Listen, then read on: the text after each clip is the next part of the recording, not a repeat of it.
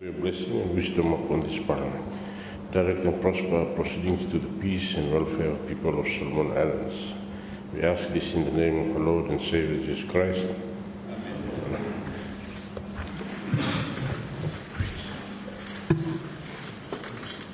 Parliament resumes. Asking and answering of questions. Question number 78 to be asked by the Leader of Opposition and member for Auke Langlanga.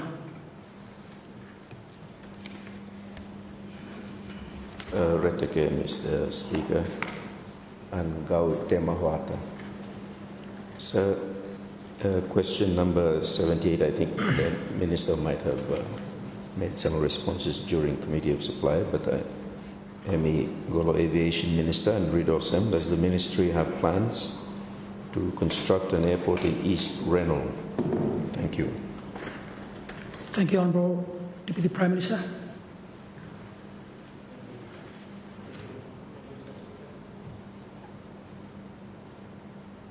Thank you, Mr. Speaker, and I'd like to thank the Leader of Opposition and MP Blongo Auke Langlanga for the question.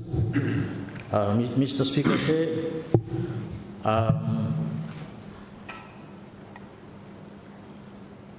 as we just passed the budget for 2026 last week, the Rennell Bellona Airport is part of the airport that the Ministry has look for doing a feasibility study. So it's in the plan for the Ministry. As I speak here, Mr. Speaker, there are 5 interested groups along Rennell who have approached the Ministry for the site.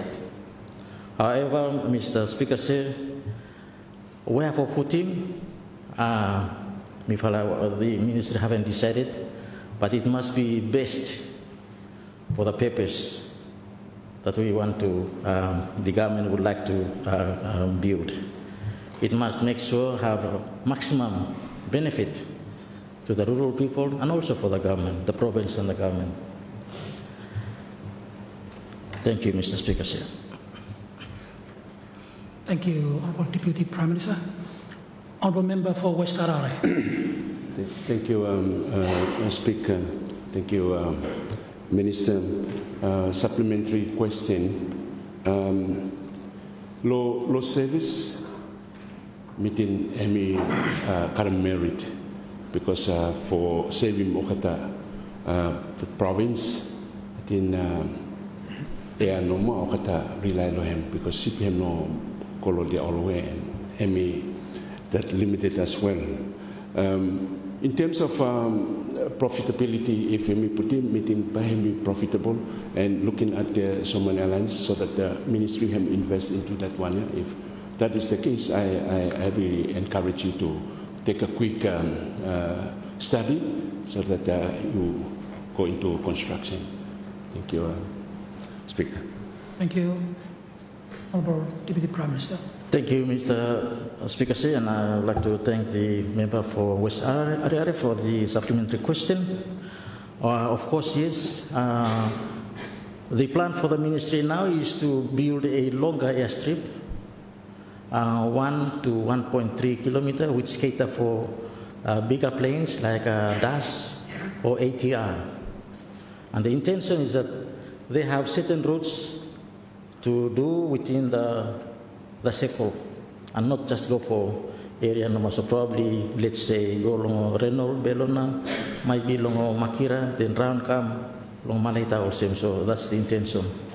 Last night, the Ministry have its Christmas party, and I was privileged to have a chat with the acting CEO for Solomon Islands, and I raised that important point. And also he raised a point that he's worried about the domestic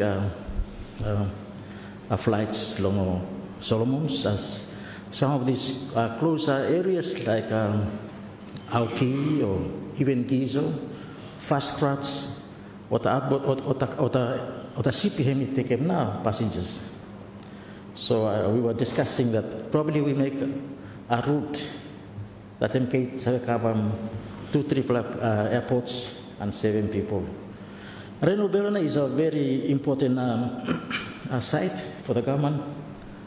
As we move and as the government tried to put decentralization along operations, we want to develop Reno Belona so that tourism is one of the place that by have encouraging tourism for go along Reno Belona. It's a nice place for us to visit. Thank you, Mr. Speaker, sir. Thank you, Minister. Honourable Member for West Harare. Thank you, Speaker. Thank you, Minister, for answer. Me look law that distance they quite remote as in Talasave, and the right and appropriate mode of transportation service. I think, Minister, you didn't straighten not tintin lomi, including Temotu province as well. But me look the CSO, that is a community service application in terms of service government and some making. Sa luluklo lebita supplemente mokata, fair blokata man Temotu. Sipem just go up bata, mi batas krasim head now lo fair. You miss a luluklo, lebit put him something for okata. Make him help him with people blaming movements blokata go and come rather than okat pay fair or airline him domestic but him win him Brisbane route ya me help. Thank you. Thank you, Minister. Thank you, Mr. Speaker, sir, and thank the MP Blongo Istarare for the supplementary question. Of course, that's a very important point for Ngaman Lulukuluhem. And there are others, Law Chamber, who came and approached me for the airline for supplementary. My good MP Blongo Temotunede, he approached me and said, hey, can you make him same also in the ship? Oh, good idea. I'll tell the Prime Minister and the Cabinet to look at him. But then, him something that people, the ministry must look at him, and how for even best utilizing these options. Because we might have a plan, but the unintended consequence is the thing that the government must look at him. But a very good point. Take note. Thank you, Speaker. Minister of Finance.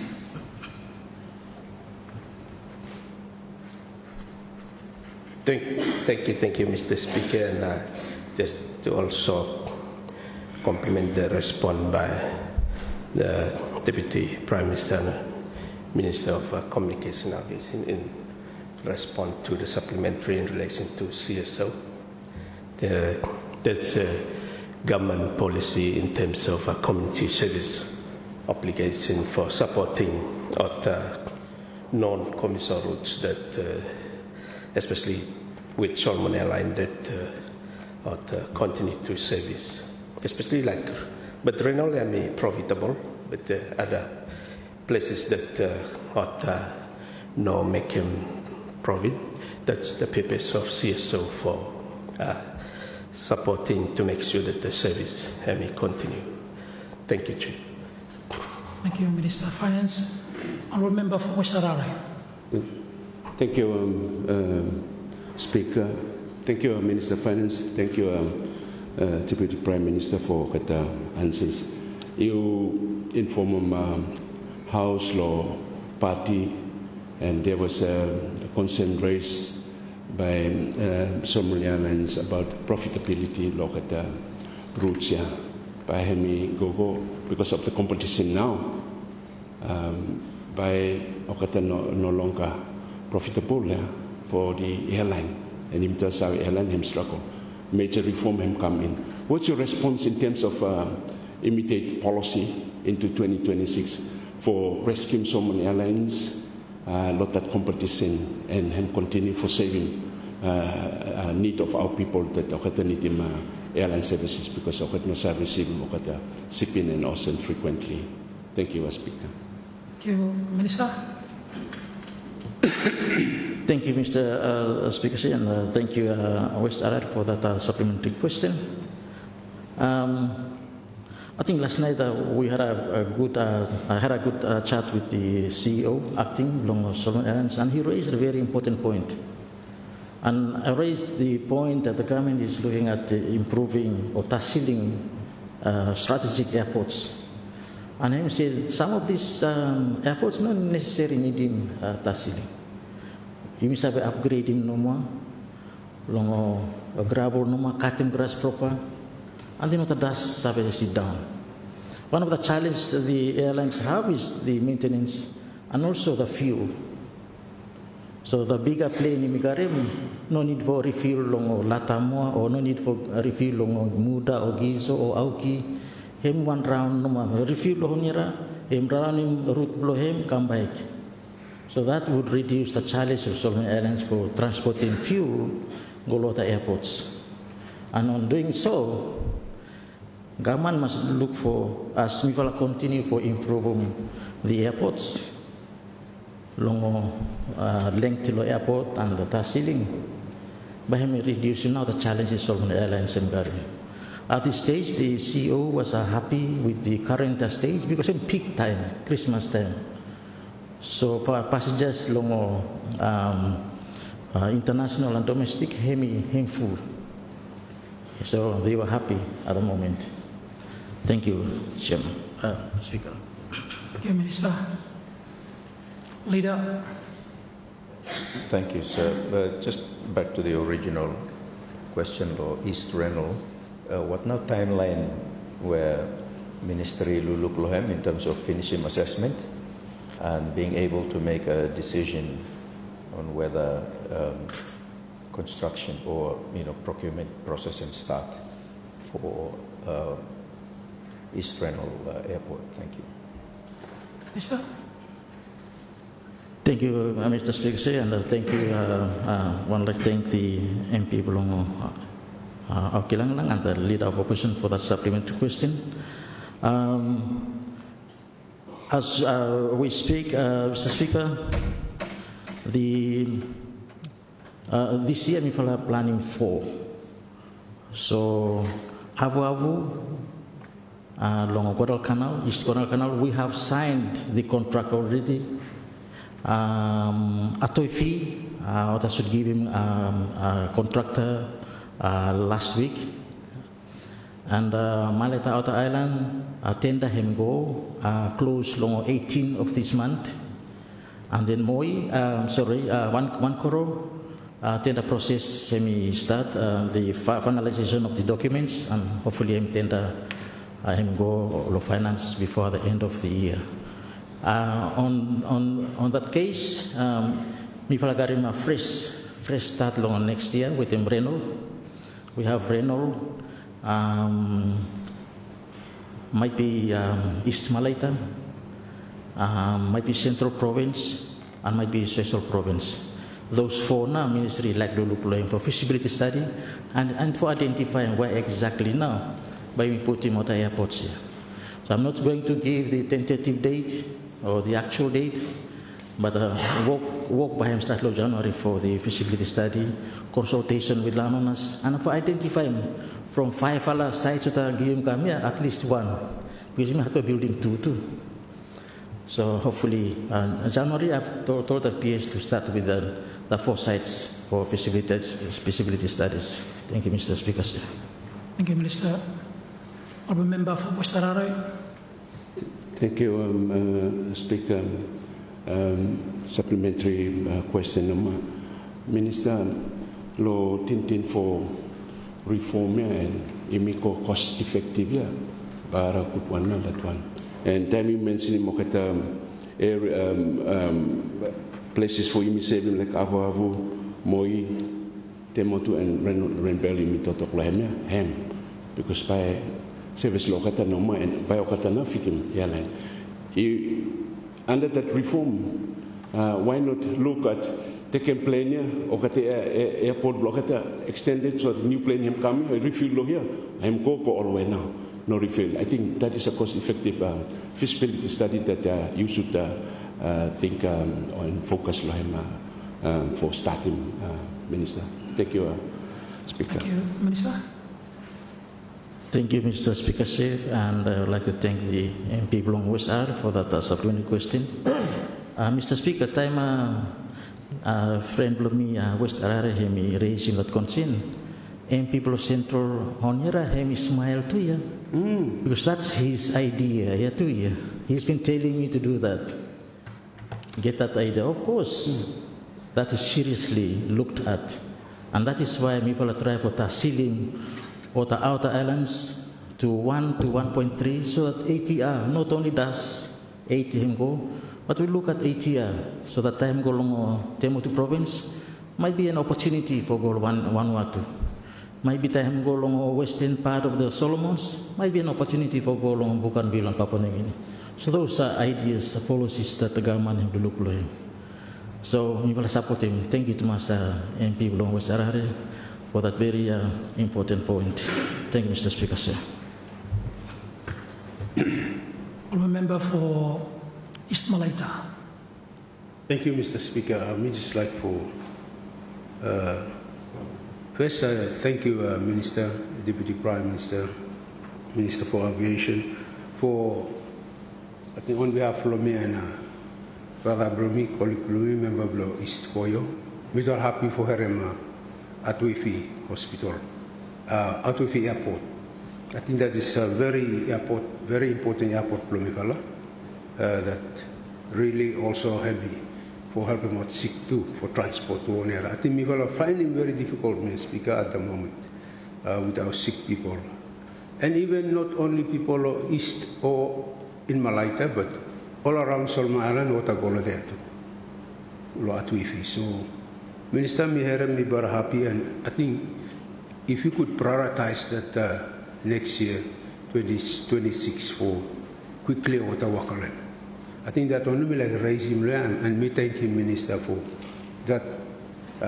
I know the tender process has been there already for Wakalo at the hospital. So, Mr. Speaker, me just like for emphasizing that if ministers are a little bit push for that one, since me help out the sick too, that for hospital. So I think that one, me talk here, me talk on behalf of me and colleague Blumilo East Koyo. Thank you, Mr. Speaker. Thank you. Thank you very much, Minister. Thank you, Mr. Speaker, and I'd like to thank the MP belong East Malata and the leader along independent group for that thinking. Of course, ATV hemi priority block government. This week we will assign him a contract long awavu. Hopefully, we will assign him law ATV before end law year as well. And movement law the contractor for go law there. If what garam sila say go Christmas lo there na wakana. Otherwise they go straight after New Year. But that's a priority long government. So we have Abu, Atoifi, Malaita Outer Island, and Wankoro as a priority. Hopefully done next year. Thank you, Mr. Speaker. Thank you very much, Minister. Leader. Yeah, thank you, sir. I do wish to thank the Minister. In terms of the airline and Nogat aircraft, forget them dash now. We must ATR now. So all get a airstrip immediately finish him here. Even me no cater for dash, but we travel more. We must adjust him here. But I think the way into the future has to be ATR. Dash is not very profitable an aircraft to operate. Of course, but we still need him small one yet for small hiring and all that something also. But main transportation and uplift and for me down and more passes here. Passes plus all too expensive. Domestic, and they make a fine argument, but there are tools that could be used both by government and the airline to bring airfares come down, and so that you uplift any more. We're now more than 800,000 people, and they're still picking up total number of pickup log. They're still same as doing 10 years ago. It's just not no make sense too much. So that's something we've got an ongoing dialogue with him. Insofar as CSO obligation where you may allocate him all level budget there, I think it's time we make it a little bit more realistic. So far, I mean, just token amount, and usually Solomon Water or Solomon Airlines, the unprofitable SOEs could make, requests.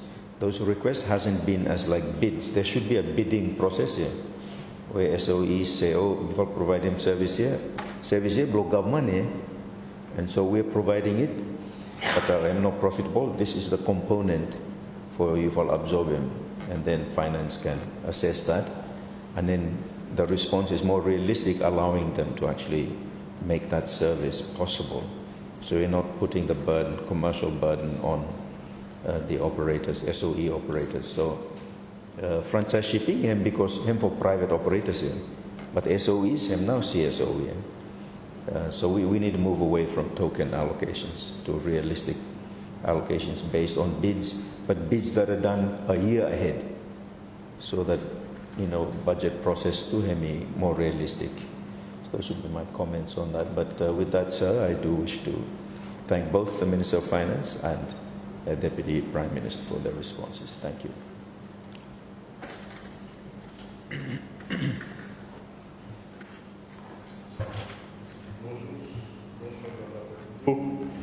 Motion of Sine-Die. Honourable members, debate on the motion of Sine-Die continues today.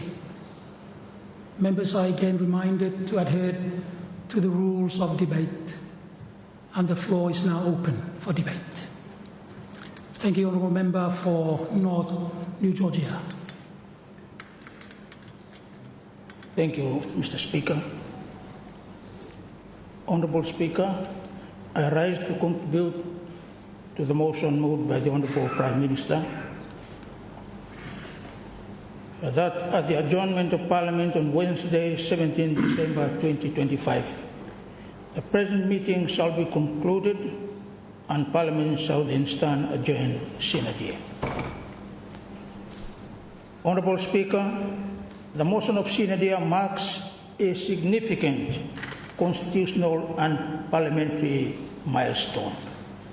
It formally concludes the sittings of this House for the present session, bringing to a close a period of legislation, debate, scrutiny, and representation carried out on behalf of our people. During this session, this House has considered important bills, approved public expenditure, scrutinized government policy, and exercised its oversight responsibilities. The sine die adjournment therefore provides an opportunity for reflection, renewal, and preparation for the work that lies ahead. Importantly, Honourable Speaker, sine die does not mark the end of our responsibilities as members of Parliament. Rather, it allows us to return to our constituencies, to reconnect with our voters, to listen to their concerns, and to ensure that our future deliberations in this House remain firmly grounded in the aspirations and needs of the people we represent. Mr. Speaker, as we look to future sittings, may I make a sincere call for parliamentary proceedings to be lively, robust, and meaningful, while always maintaining worthy of the dignity, decorum, and traditions of this honourable House. A healthy democracy depends on vigorous debates and the free exchange of ideas. Let our debates be informed by facts, guided by policy substance, and driven by national interest. While we may differ in opinion, let us do so with respect for one another,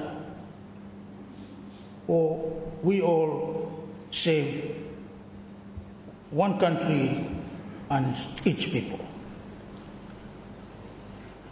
Honourable Speaker, may our future debates be energetic yet orderly. passionate yet principled, and always befitting the owner of this house. Mr. Speaker, Ms. Haveluluk Baiklo past houses, they were more livelier than the present one. Would not talk too much, but they were more livelier and of achieving what of like it. Honorable Speaker, as we conclude this session, we must learn from the past to chart the future. We must honestly reflect on our shortcomings, both in our conduct and in our performance, and commit ourselves to doing better in the next session of Parliament.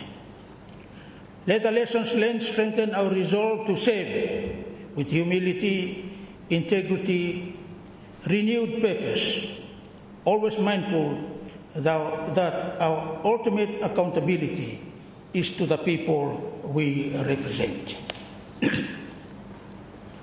Mr. Speaker, as Solomon Islands approaches its 50th anniversary of independence in 2028, it is worth reflecting on how other Pacific nations are making this limestone. This year in September, our Honorable Prime Minister and his delegations was invited by the Honorable Prime Minister of Papua New Guinea and other Pacific Island leaders to celebrate Papua New Guinea's 50th anniversary of independence. It was a golden jubilee that the Marape government used to make clear offerings to its people. It tied its anniversary to visible national events, concrete service delivery, and a clear narrative of where the country is heading next. PNG offered national inclusion through celebrations in every province and district, not just in the capital. It anchored the anniversary in unity and healing with a national program of prayer, repentance, and reconciliation, including a dedicated day to reaffirm peace on Bougainville. More importantly, Mr. Speaker, it linked symbolism to substance. The Prime Minister announced the commissioning of new schools, hospitals, and roads as legacy projects of independence. These are not abstract aspirations, but services people see, use, and measure. At the same time, PNG used its 50th anniversary to restate a path going forward. It framed the Jubilee as a turning point, a bridge between reflection and delivery with a clear focus. Mr. Speaker, we are moving to 2028 very fast. The lessons for Solomon Islands is simple. A 50th anniversary must offer more than just ceremonies. It must answer basic questions from our people. What are we delivering now for them in 2028? This is the standard of our people are expected from us. Mr. Speaker,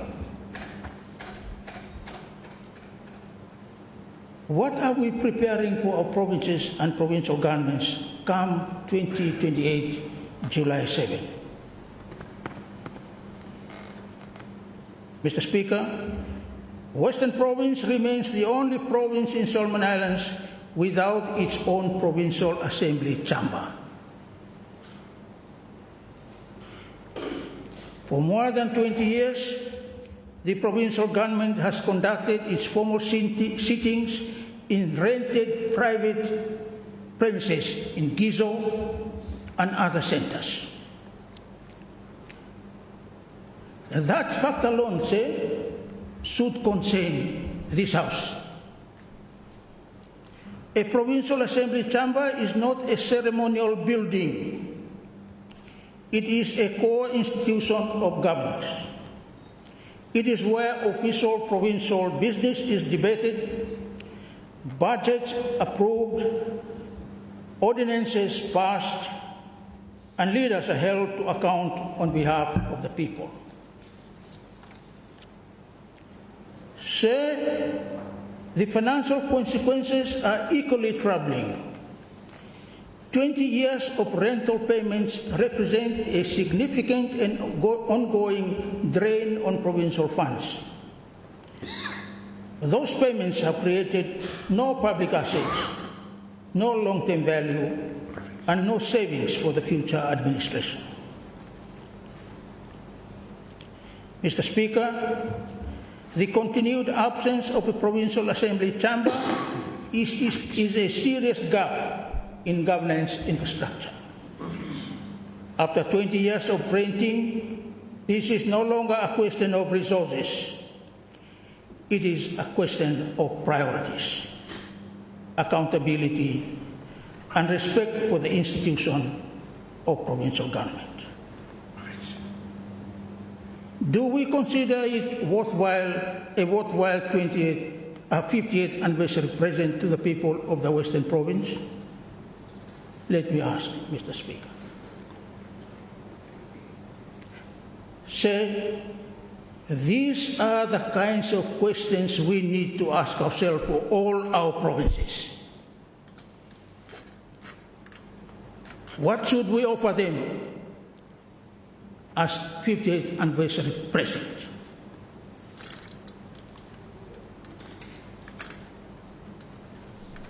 On this note, sir, me like for talk also. Maybe from next year onwards, you stop them now, second appointed day celebration. You stop them now. Let the provinces do their own celebration.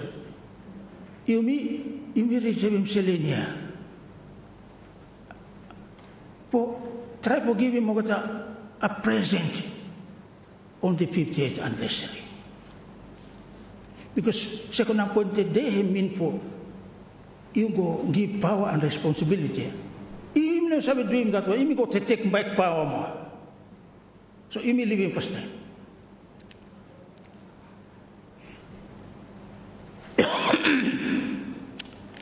On the same note, Mr. Speaker, me like him for thanking government for taking leading roles in regional and international gatherings last year, this year, and going forward. And as we prepare for the 50th year of independence in 2028, one absence continues to stand out, Mr. Speaker. Solomon Islands still does not have an official national dress.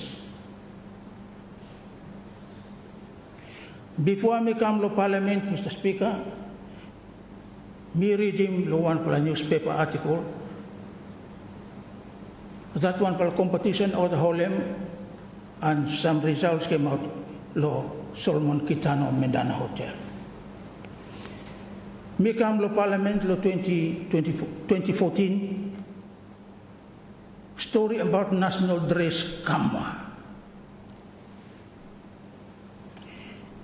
In 2023, the government, through the Ministry of Home Affairs, took a first step with the IUMI One Dress Show held under Seoul 2023 Pacific Game Cultural Program.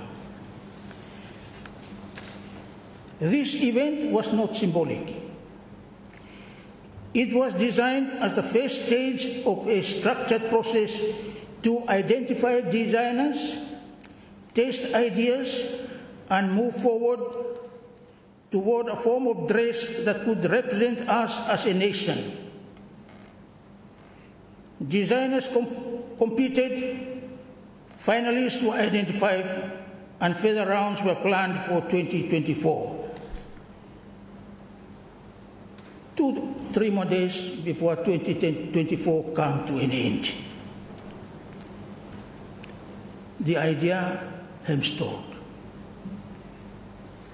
Mr. Speaker, the process remains unfinished. The outcome of the IUMI One Dress initiative, as it stands today, is not a national dress. It is a pool of talent, a set of concepts, and an open door that still requires leadership to walk through it. Without clear direction and a formal decision, this effort risks fading into another well-intentioned program that never reaches its national purpose. Mr. Speaker, a national dress is not about fashion alone. It is about identity, who we are as a people and country. It is about how Solomon Islands presents itself when hosting leaders, athletes, artists, and visitors from around the world. Other nations do not hesitate on this question. They arrive with confidence, dressed in symbols that tell their story before a single word is spoken. This is not to be like them, but rather to be like us. Mr. Speaker, time is no longer on our side. The 50th anniversary of independence is approaching quickly. That milestone will bring ceremonies, international attention, and moments of reflection. It would be a missed opportunity of historic proportions if we reach that anniversary still debating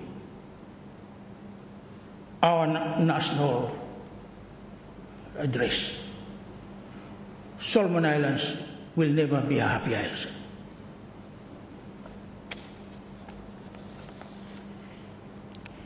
The groundwork has already been laid, sir. Ideas exist. What is now required is a clear pathway forward, a decision framework, a timeline that leads to adoption, recognition, and use across official functions. Hemchip no mo Mr. Speaker. National dress hemchip. Building big something here now, expensive. And when we have this dress, national dress, Mr. Speaker, everyone Los Solomon sabi afford them no more. This is where participation will be very high and can be measured. Mr. Speaker, this is not a matter for delay. It is a matter of national maturity. We had passed the 2026 Appropriation Bill 2025. We should all look forward to implement the programs we all agreed to finance and implement. On the same note, we all must endeavor to find solutions on how to manage and narrow the deficit gap. Mr. Speaker, we can narrow the gap if we choose quality programs that leads to growth and reduces external borrowings. I propose very strongly to this government that in order for us to assist in managing and narrowing the deficit gap, a highway from Noro and Sege must be constructed. Standing idle and almost forgotten plantation timber resources worth millions of dollars are along the way. These, if harvested, would certainly bring the revenue our country needs by way of taxes to narrow the deficit gap. The international seaport in Noro is available to export timber resources, but not currently, Mr. Speaker. Egon Plantation Limited is next door. It is a market for plantation timber resources, but underutilized. We have KPL on the island of Kolombangar. The prerequisite is the Noro-Sege Highway. Me say highway, Mr. Speaker, not the road, highway now. O say, no go down, mas high all the way now.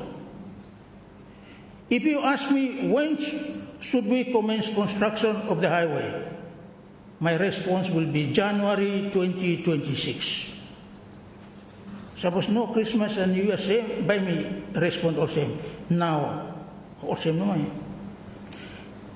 The agency to narrow and manage the deficit gap is now, not later. If you vote for the 2026 Appropriation Bill 2025, you vote for the deficit gap, and you also vote to find a solution to narrow the gap. Let us be serious and think not outside of the box, but think without a box. Leave me out a box here. Honorable Prime Minister, I leave this to you for your serious consideration. Where there is a will, there is a way. Mr. Speaker, before the House adjourns, it is both fitting and proper that we record our sincere appreciation to all those who have supported the work of Parliament during this session. I thank you, Mr. Speaker, for your role and responsibility in keeping order in the House without fear or favour. I thank the Clerk of the National Parliament and his staff for their service in ensuring Parliament is given and provided the support it needs. I wish to thank the government for its legislative program and policy initiatives, and all honourable members of Parliament on both sides of the House for their participation, contributions, and commitments to democratic governance. I also extend my gratitude to the judiciary, His Lordship, the Chief Justice, and those who serve on the bench and the bar for upholding the rule of law and constitutional order, and to our public servants whose dedication ensures effective functioning of government. I would also like to thank teachers and nurses for the hard work in saving the people of this country, members of the disciplined forces. We thank the private sector, state-owned enterprises, and our development partners for helping us in times when we need their assistance most. As we go into the period of Christmas and New Year's Day, I would like to extend our greetings to all members of Parliament and your constituents. May we all enjoy the festive seasons together. And let us be reminded that 2026 is waiting for us to save our people more better than now. With those few remarks, Mr. Speaker, I support the motion. Thank you, Honourable Member for North New Georgia. Let me give this opportunity to Honourable Member for East Koyo. Thank you, Mr. Speaker.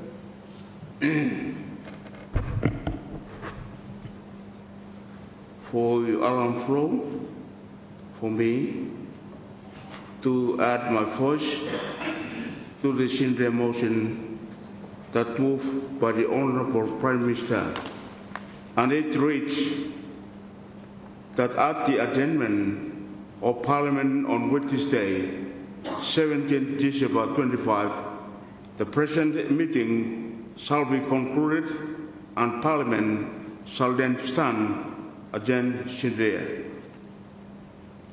First of all, Mr. Speaker, let me thank you, we thank all of you, for amending a relevant section because of my situation.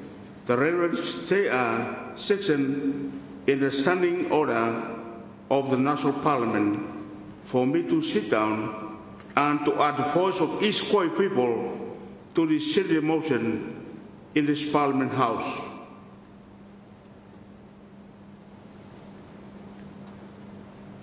Mr. Speaker, let me thank the Prime Minister who is navigating the dinner for the country of Solomon Islands. We believe him. There are challenges, there are rough seas, but Captain Osipia have steady no more. He continues to lead this country. So me thank you now, Honourable Prime Minister. Mr. Speaker, sincerely I wish to register my thanks for you, the Speaker of the National Parliament, the Deputy Speaker, for sharing the meeting, and the Iwi Kasim Enblo, this one sitting. May I like to thank you, Loklak, your officers. Waktu wakaya em taring job ya, but kalau kayu baru willing na, you sit down there, go meeting finish, even night time to you go at no more. Milai ko thank him, o kata officers of Parliament for the good work. The Parliamentary Standing Committee chairpersons, the Secretariat for their good work. You know, without them, all the bills here, and especially the PAC, the 2026 estimate by Mokam before this Parliament. So they deserve my thanks. I'd like to thank him, the Minister of Finance, for tabling the bill in which you pass him now. You pass him bill here.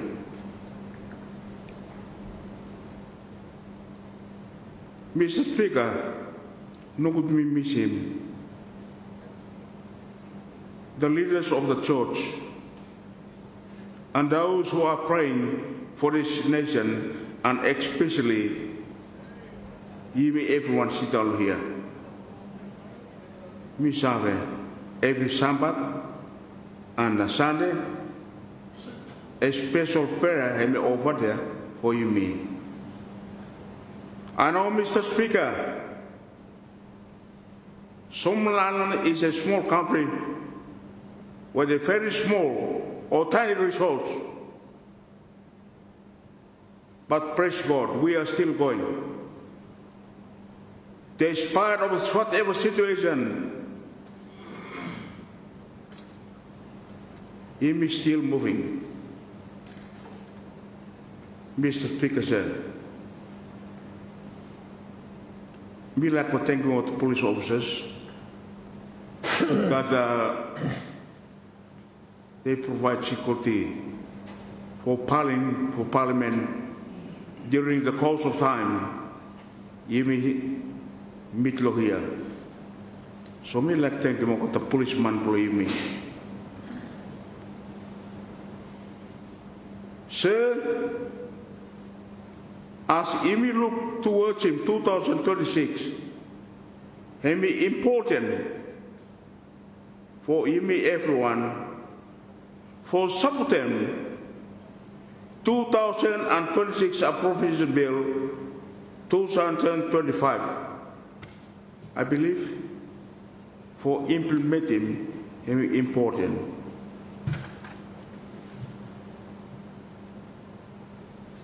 Fundamental responsibility for you of the legislators for safeguarding public assets and entrusted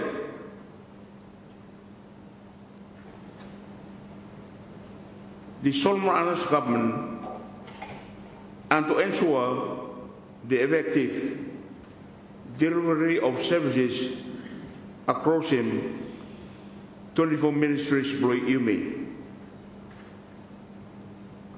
Mr. Speaker, sir,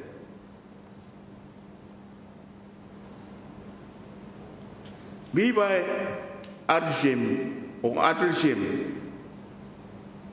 some are pressing issues that require attention and corrective actions.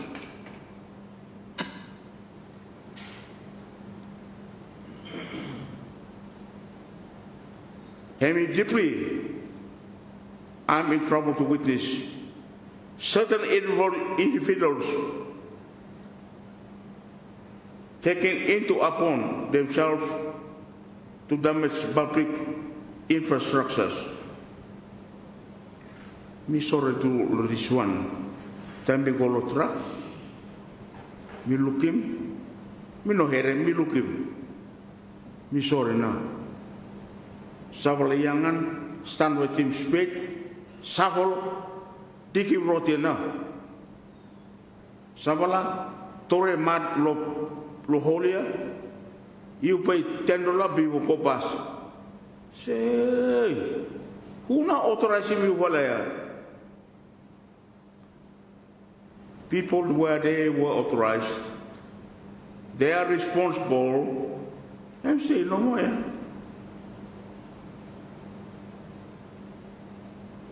I'm not SID, through ministry for MID, but not even for Dickim Road.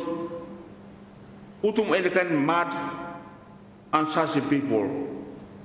I'm wrong something, yeah?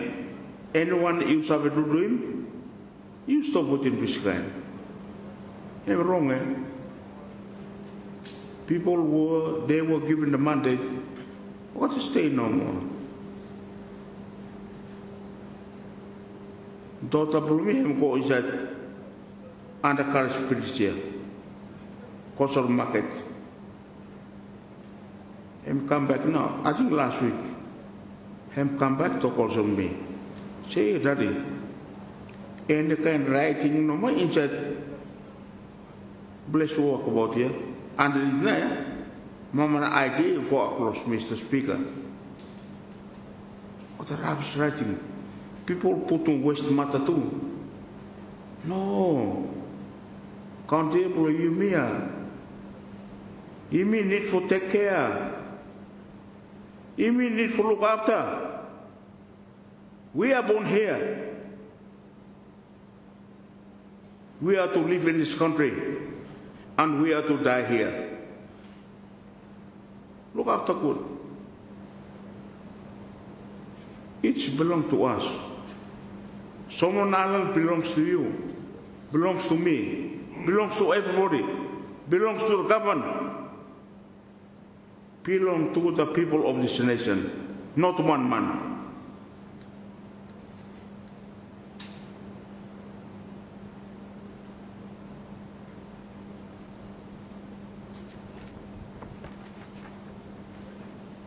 Bear with me, Mr. Speaker. Proper authorities who doing okata waka stay no more. Okata hard work. They spend the money. The money comes from the budget program every year for that year. Hemi damage because of iminas polem imi selefa.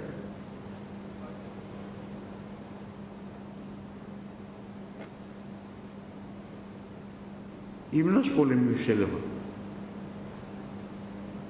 Some people tend for the kena. Who not onam this one here? Who cares? No, this is your country. And I'm telling finish. Imi born here, Imi live inside, and Imi gonna die inside too. Look here. So me appeal to everyone in this nation, including me fellow politicians. Imi must support in budget where me will passing finish for 2026. Furthermore, Mr. Speaker,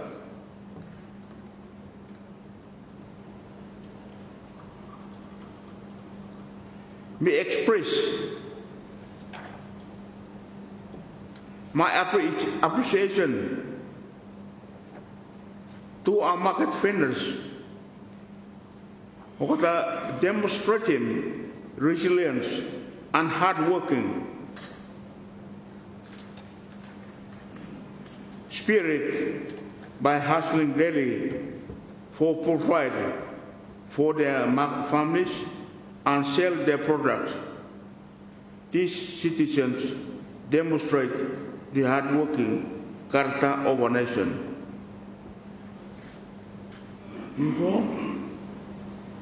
Some are all mere, some are all man, some are good man. We got to try it now. For market, look at the parts of Honey. They are working hard. What to work hard here? To earn the living. And to contribute in a little way to the economy of this country.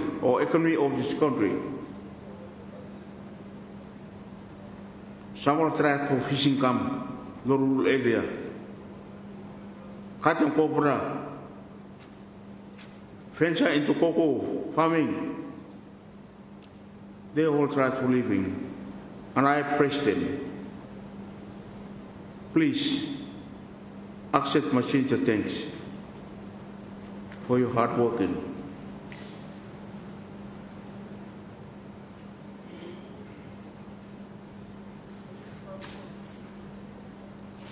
Sir, I believe you may already pass him 2026 estimate.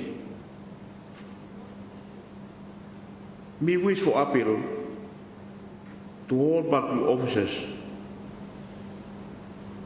where I could take care and spend what the now means so that you may achieve the recurrent budget and development budget in 2026. We'll have put one example here. No example, but through something local eyeball.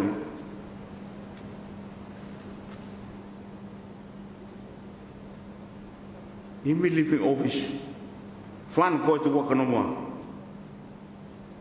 No sabe office, no. Light.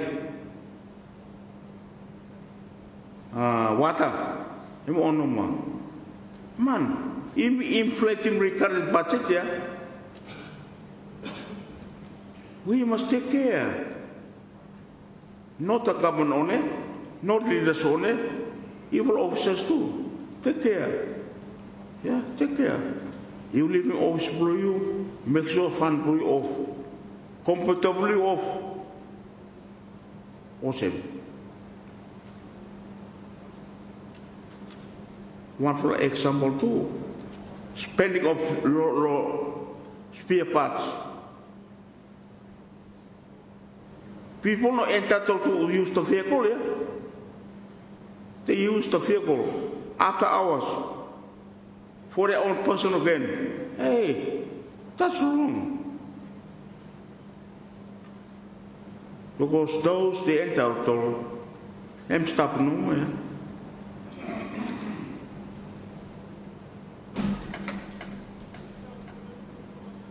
Of the extra service, fuel block money.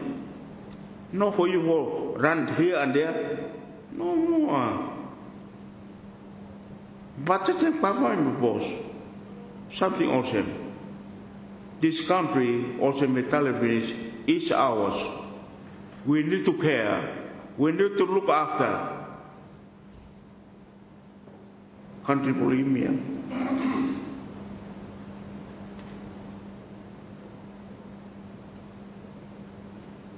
Mr. Speaker, fundamental message me leko convey on seme of talim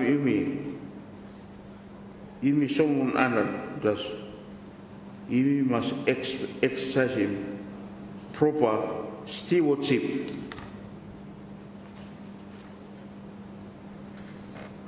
Of the public assets also have allocated low national budget.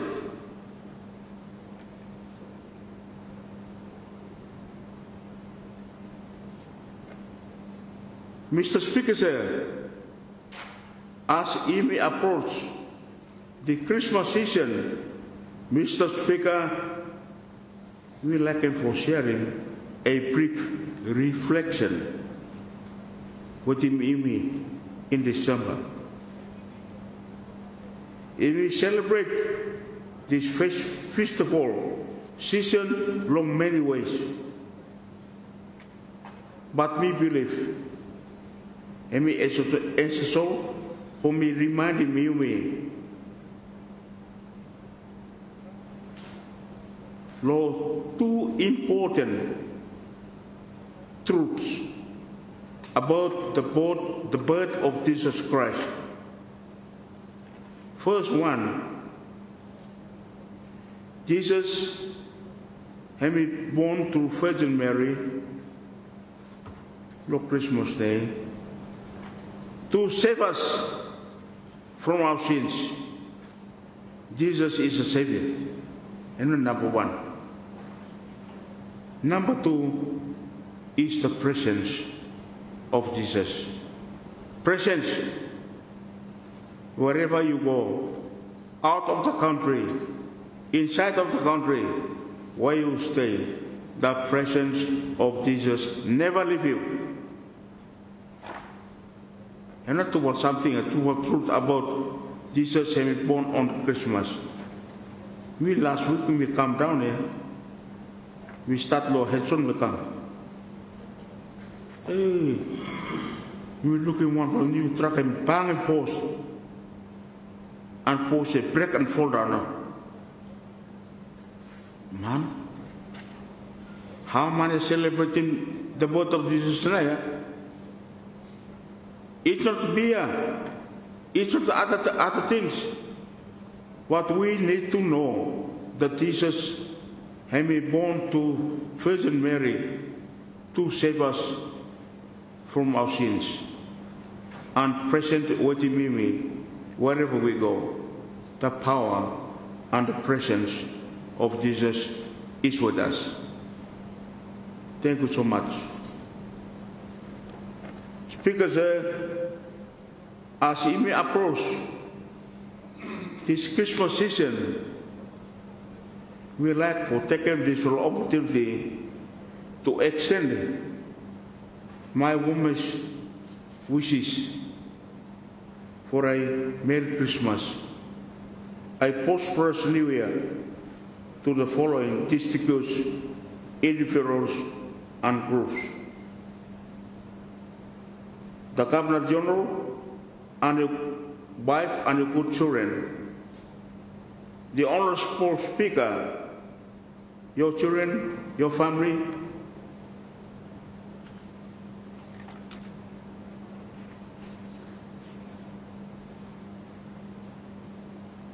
The Honorable Prime Minister, your good family, the Honorable Chief Justice, and your good family, the Deputy Speaker and your family, the Deputy Prime Minister and your good family, the Honorable Ministers and your families,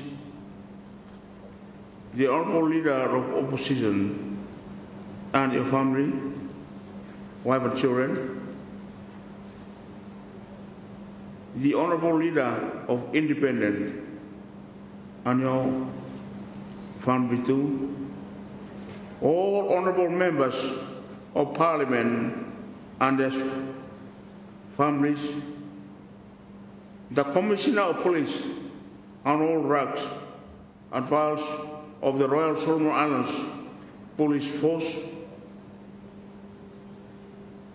not forgetting the prison service,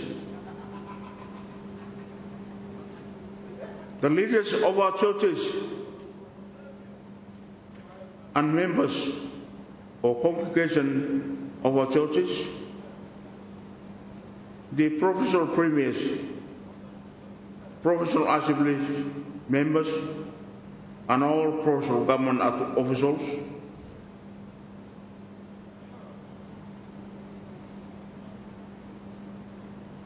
to my beloved constituency or constituents of East Koyo, we like to express Longifala, my greatest gratitude for your understanding, patience, and collaborating spirit throughout this whole year 2025. We confident that we continue more no next year, no 2026. Me wishing me for everyone a blessed and Merry Christmas and a prosperous New Year 2026. Voice bro you fanalo totoko palibenia lo sinde mosenia osemia no moti ustekam lo kona lo East Koyo. This is your voice. Yeah. So we also do, yeah. We want to contribute on the city motion. No good to for Jeremy, say we die now. We like it, yeah. That's why we talk here. Yeah. Your member of parliament is still alive. Yeah. Possibly we finish now, Speaker.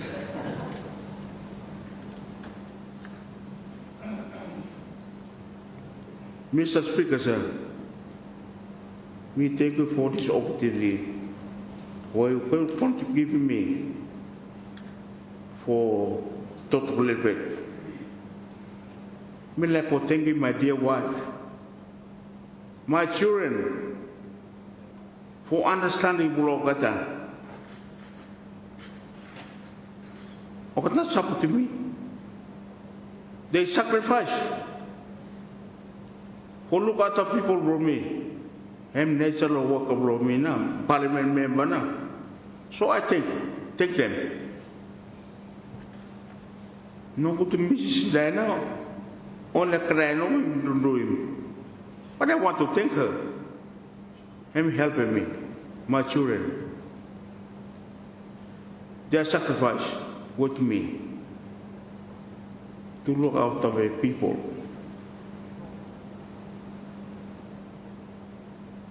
Mr. Speaker, sir, thank you for giving me the opportunity for contribute on the Sine-Die motion,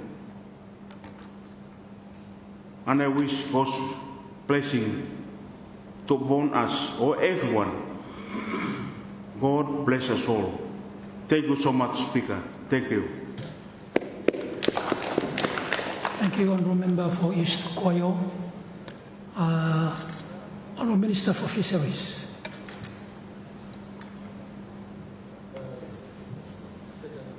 Thank you for allowing me, and like thank you, MP for Central area for giving me the chance for raising or supporting the solemn motion of Sine-Die by the Honourable Prime Minister to adjourn this Honourable House for the year 2026. Mr. Speaker, as others have spoken, may stand up here just like for thank you, the Chamber. Mr. Speaker, the leadership of this Honourable Chamber. Yourself, the Speaker, the officials, who have tirelessly looking after all of us around this Chamber during the period below budget meeting in the Parliament session. So just to add, the voices that have been raised, we have already spoken. Also, Mr. Speaker, may stand up here like for thanking the Honourable Prime Minister. Honourable Prime Minister and the ministers and the honourable members of Parliament. Like for Mr. Speaker, the 12th Parliament is an interesting 12th Parliament. Leaders who have voted, people who will vote members of the 12th Parliament. It's very interesting. And we have 12 through past years. And we have experienced the political instability that the 12th Parliament have created. Interesting all along. And so, we thank you, all of us. We came in, we came in the same process. We voted in the same process, we came in the same process, and all of us are here. So, what we contributed one way or another in this Honourable Chamber House and belongs to the affairs of this nation and the people of this nation. The Speaker, like for Talim Nama, reflection of workflow, a little bit of Parliament, like just sort of reiterating more, it's not easy to work with us members of Parliament in this Honourable House. I think the views, during our debate, differing perspective across the House, which is sometimes it's sort of more seen as a different view, but I think we thank him, all of us, and yourself for being so patient in controlling this chamber, and it may come to the end. Me like talk a little bit about Ministry of Fisheries, where me look after for the last 4, 5, 6 months. When I first given the responsibility, thank you, Honourable Prime Minister, I was told that the ministry had a little bit slack attendance law office. So, Mr. Speaker, I used my fist to deal with the ministry, to make sure that officers all come in at 8 o'clock. So we created worship. They also got one day, no matter, I'm going to create them another 2 days. So we have 3 days worship every morning. And Mival minister buys one instrument, and then a few chairs and the Bible. I did some work for the ministry, and I think the ministry now up and running, which is I'm happy with currently what the ministry is like now. So that's what. So in the ministry we have in my budget speech, something finished about the CBIT program, Mr. Speaker. CBIT program, like other speakers have already spoken, challenging what name we give for people of this nation. CBIT is one of them that we will make sure 2026 budget, it will radically reflecting people in the rural areas. In Mikaram, good lagoons, we have Marov lagoons, we have the parts of South Malaita, people going to a seaweed. And so we'll try and exhaust the program of the seaweed to go everywhere. Chazol, even Chazol, Garen, and other islands of the so program of seaweed, by the strongly emphasis next year, by some reaching everybody. We like to talk about the Binahamba project, where Mithalam, it's a long-term story, long-term story. And thank you, this Honourable House, for the BINA program project. The $103 million went through the process. Thank you, Chairman Law PAC, for scrutinizing the budget, and it went through a process and passed. We will work tirelessly to make the BINA Harbour become a reality.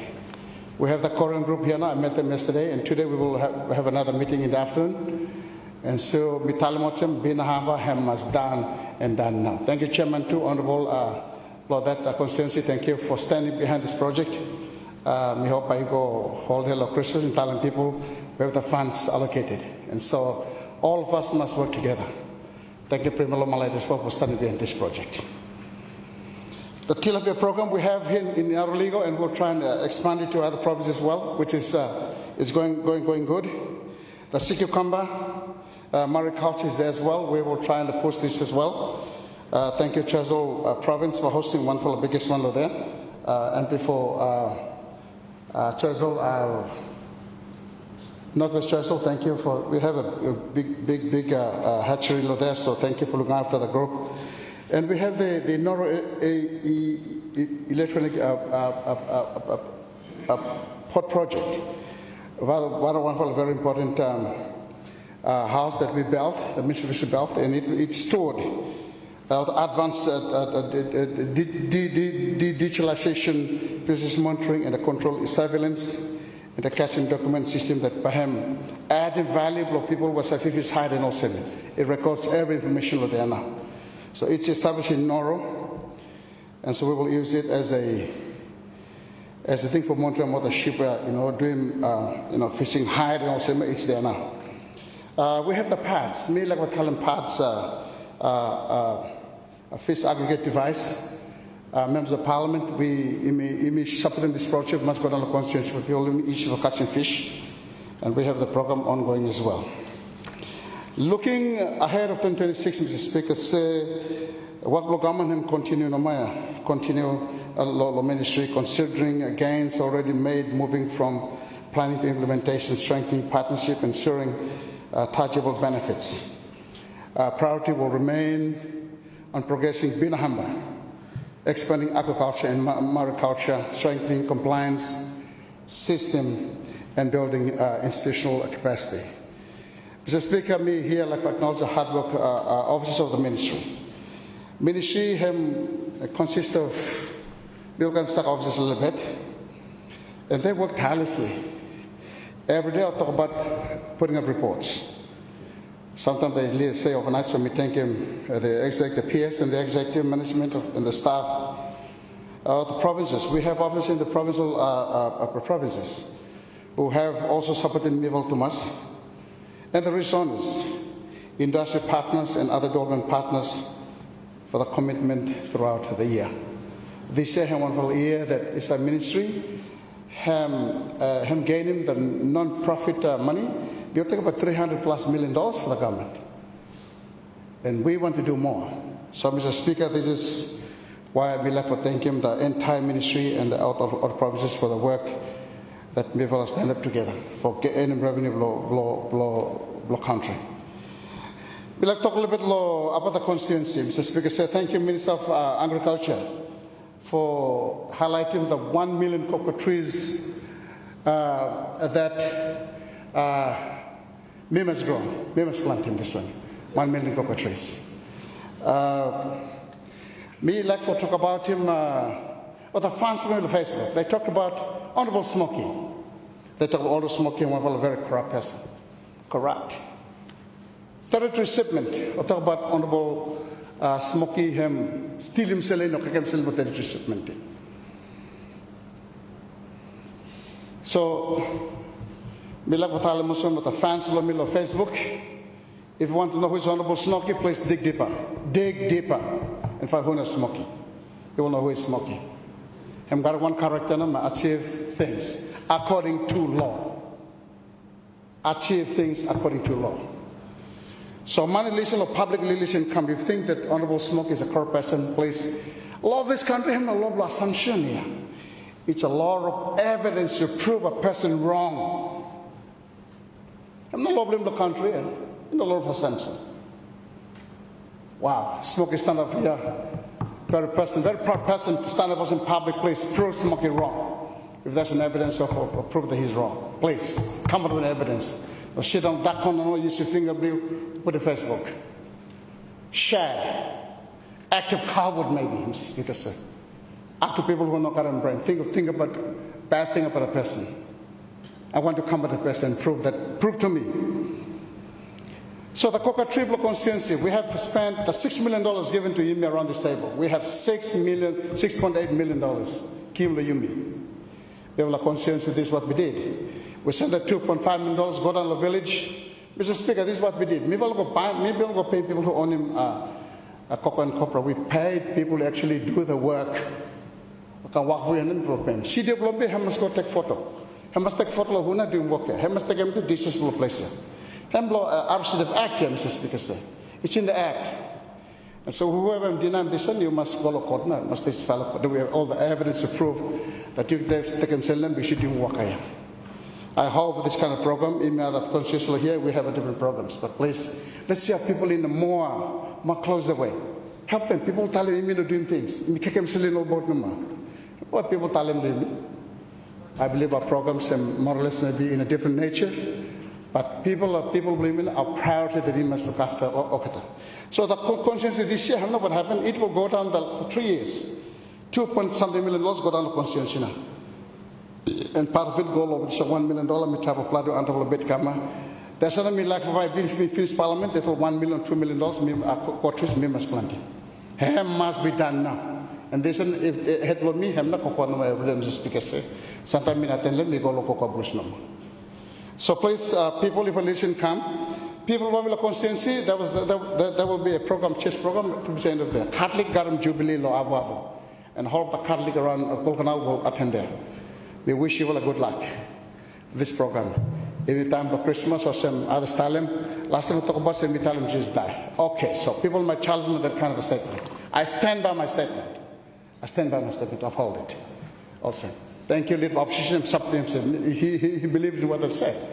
So starting with Bible first time, then we condemn a person in terms of Takasta Rosa. Starting with Bible first time, maybe go school of theology.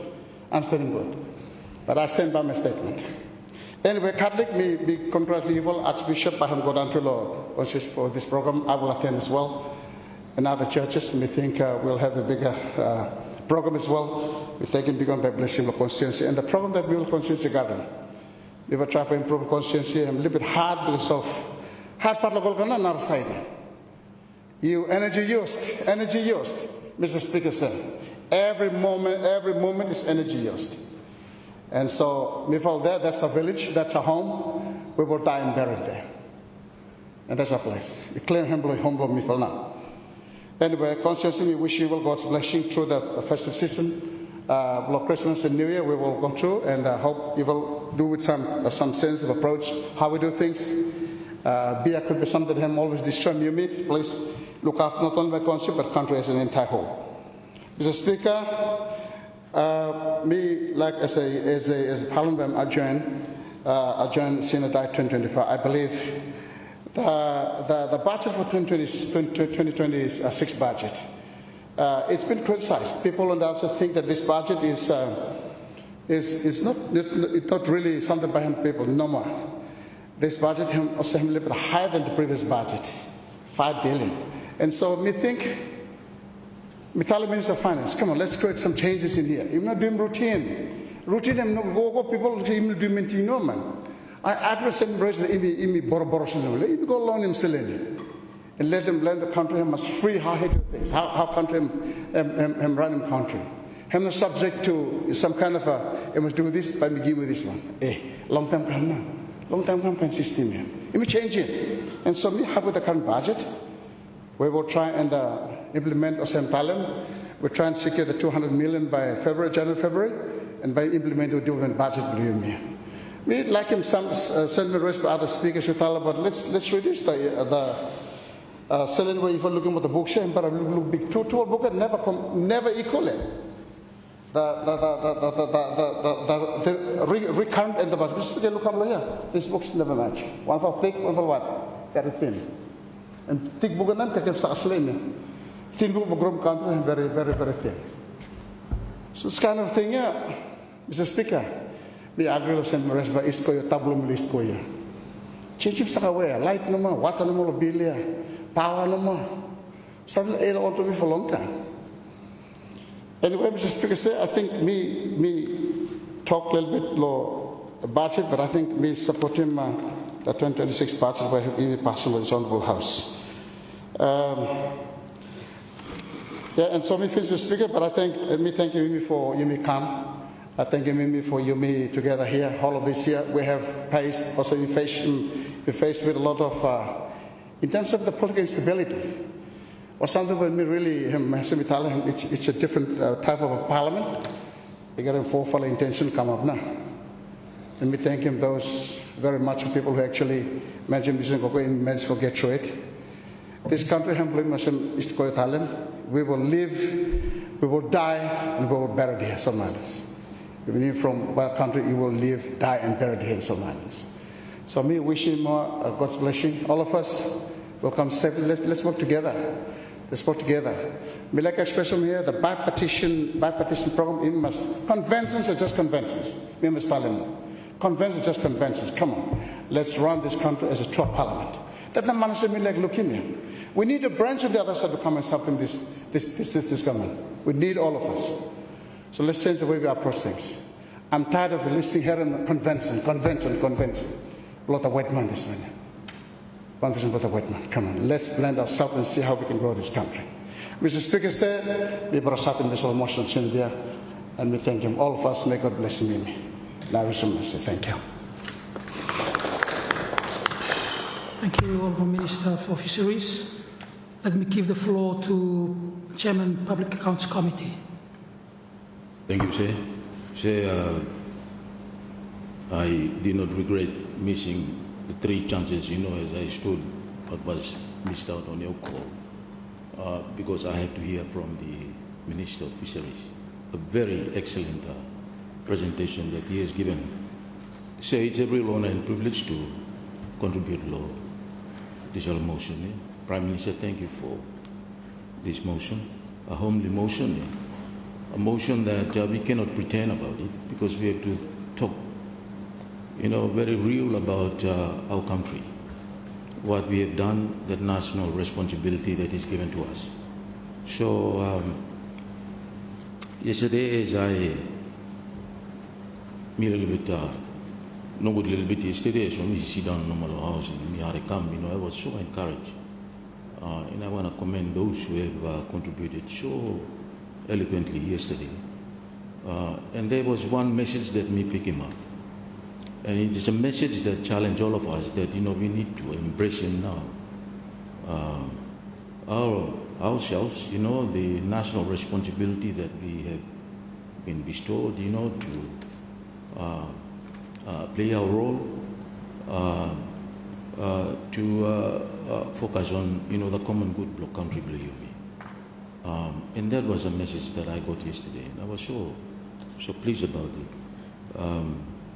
Even the 3 speakers that have just spoke about that too. So I think this is a very challenging time for you, me. That Prime Minister, you have challenged us and the whole country too. That we all must rise up, to in a little space that we have, to contribute towards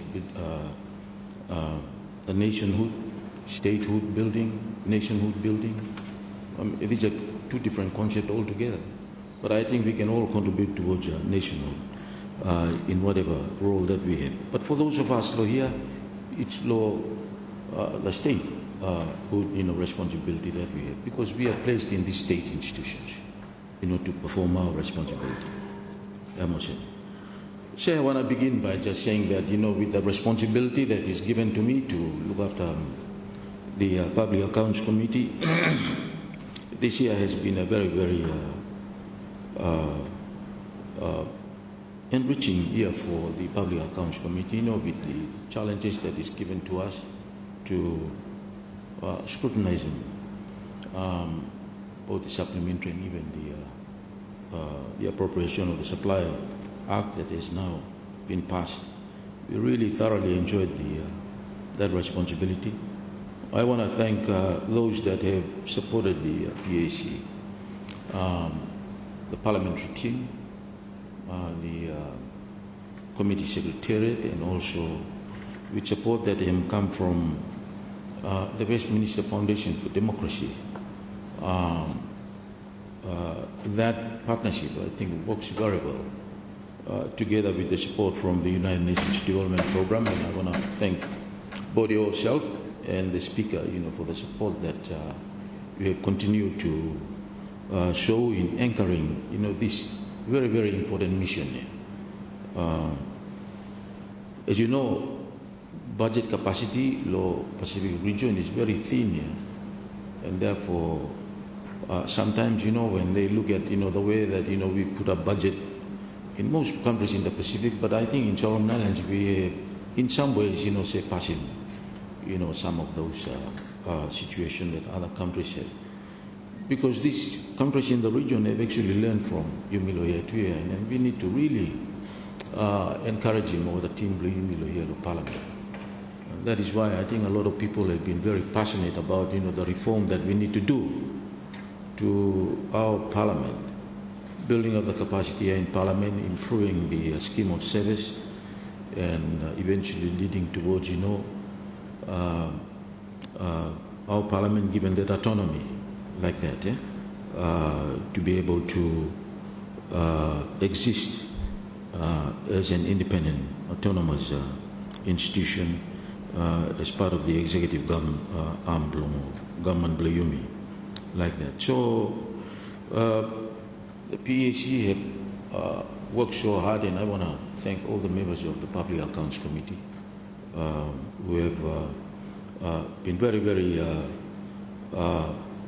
committed in their responsibility to do their role in the committee stage.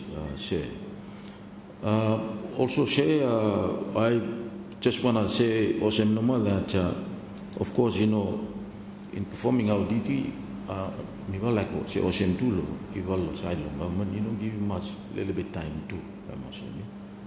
If you can give us the time, I'm sure that all of us will have better quality outcome from the roles that we have. But that's the democracy that we have, I must say. And the beauty about our democracy is this, and then one thing that may pick him out from democracy is this, that even though you have, the whole principle of majority must rule, but you cannot stop the minority to hold you accountable, I must say. The role of the minority, to be able to scrutinize and exercise their responsibility to hold those of you with the majority, to rule there. They must remain. So that is the beauty of our democracy, I must say. You cannot have that in any system, only in democracy, I must say. So let us have that. Minister of Fisheries said, look, we need all, ideas, that's true. And that is one thing good about democracy too. Democracy is always giving a space for great ideas for him must emerge, must come out, I must say. So, because that is what it is all about, contestation of ideas, and great ideas must always prevail, I must say. So, no matter you have little numbers here, but suppose what ideas come out good, pick them, I must say, pick those ideas, I must say. That's the beauty of our democracy. So, that's on the front long or side long Public Accounts Committee. I want to join all others too, other chairmen of select committees, that you must resource him now, the workload of select committee. Because if the select committee don't do their job,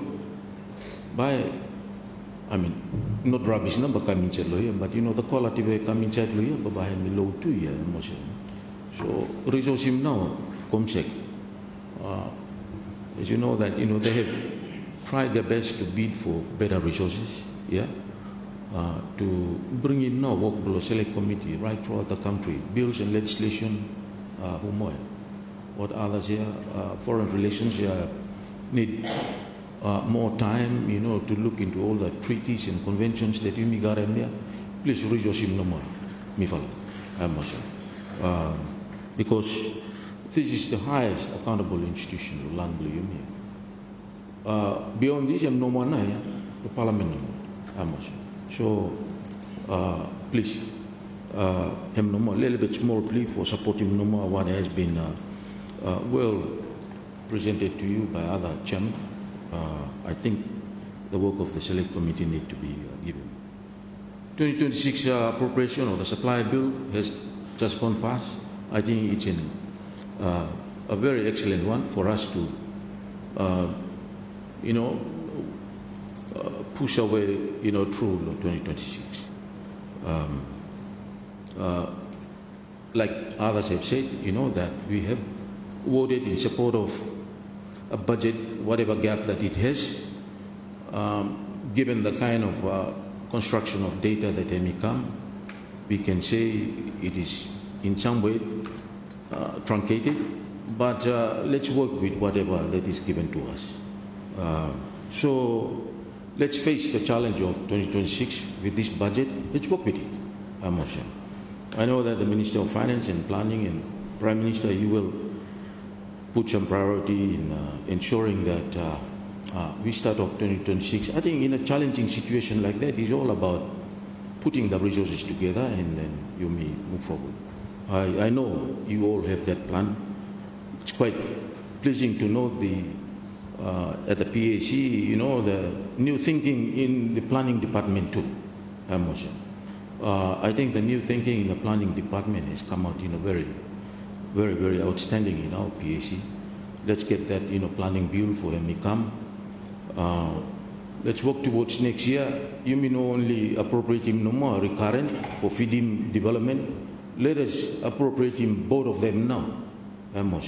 Recurrent and development expenditures here inside the appropriation now. Together, one time 33. One now call them special fund, so that we don't have any problem in the way that we are going to look for resources and where it comes from. Because right now we have to wait for the recurrent for feeding development budget. And then time recurrent and no feeding come, you mean go more for donors not to feed him like that. So let's not wait for that. Let us come up on time that bill next year, and then you may appropriate him now the development estimate, including even the special fund too. I still repeat my message. I really wanted to see that ministries must be fully equipped with qualified CPA now. Otaman we long time out work of here. Give them a good package and tell them, I think by go planting coconut or cocoa or same by me work out or cassava too, go planelo mivalo sape how to plant cassava. So that's I think what we need to do. Say. But the budget as it is, you know, how me look lo him. I mean, with that gap him lo there, him showing two things no more. The demand side of the economy is still having that exerted pressure, and the one that is willing that pressure, government, not so much from private consumers, because you may run that real income and go down. So it is all willed from government demand for more expenditure. Supply side of the economy and weak. What am supplying the economy? What am supplying now that was taxable revenue here we am coming inside here. So the taxable capacity and remain the same. The demand for expenditure is very big. So why we continue to see that hole there? Prime Minister and Minister of Finance, I think let us end in 2026 for Garem now deficit. 2 years in a row in a deficit, I think that is enough. Let's do something seriously 2026. But 27 and 2028, you know, we can speak, you know, very confidently. We have a healthy fiscal situation on Solomon Islands. So I still think that, you know, one day, you know, where the demand pressure for government expenditure and continue for grow big, and then supply side where investment and all of that and should supply now, income, employment and tax, taxable capacity inside the country and still very slow. I think, something can be done to really change that situation. Fundamentally, the structural situation in the country where we go through this time. But my plea to all of you is that let us stop that deficit of next year. 2 years in a row in an economy like Yumi, enough night. Yumi try to look at something that can really challenge Yumi to move forward. We need new investors to come, low tourism, low fisheries and so forth. Everyone spoke very well what now the prospect for next year. Minister of Fisheries just spoke very well about it today. Low side law, what now? Seaweed here, but Minister, last year you budget for 7 million, only 2 million you spend in. So I think balance belong what others are doing. I think all level, or maybe come out from constituency. Let's hope that next year things can be improved, and then better prospect can emerge along 2026 or so. We need more investment. That's what we should be talking about. So that, over time, in the next 2 years, the supply side of the economy can really match now the demand side. So time you talk about the demand side phenomenon, government now the greatest driver of the demand side. Government budget So that's the situation that you got this time. But let's hope that there are other things that have opportunities for me to go out and look for some funding. Minister of Finance is very much geared up, to be able to do that. Thank you, Minister.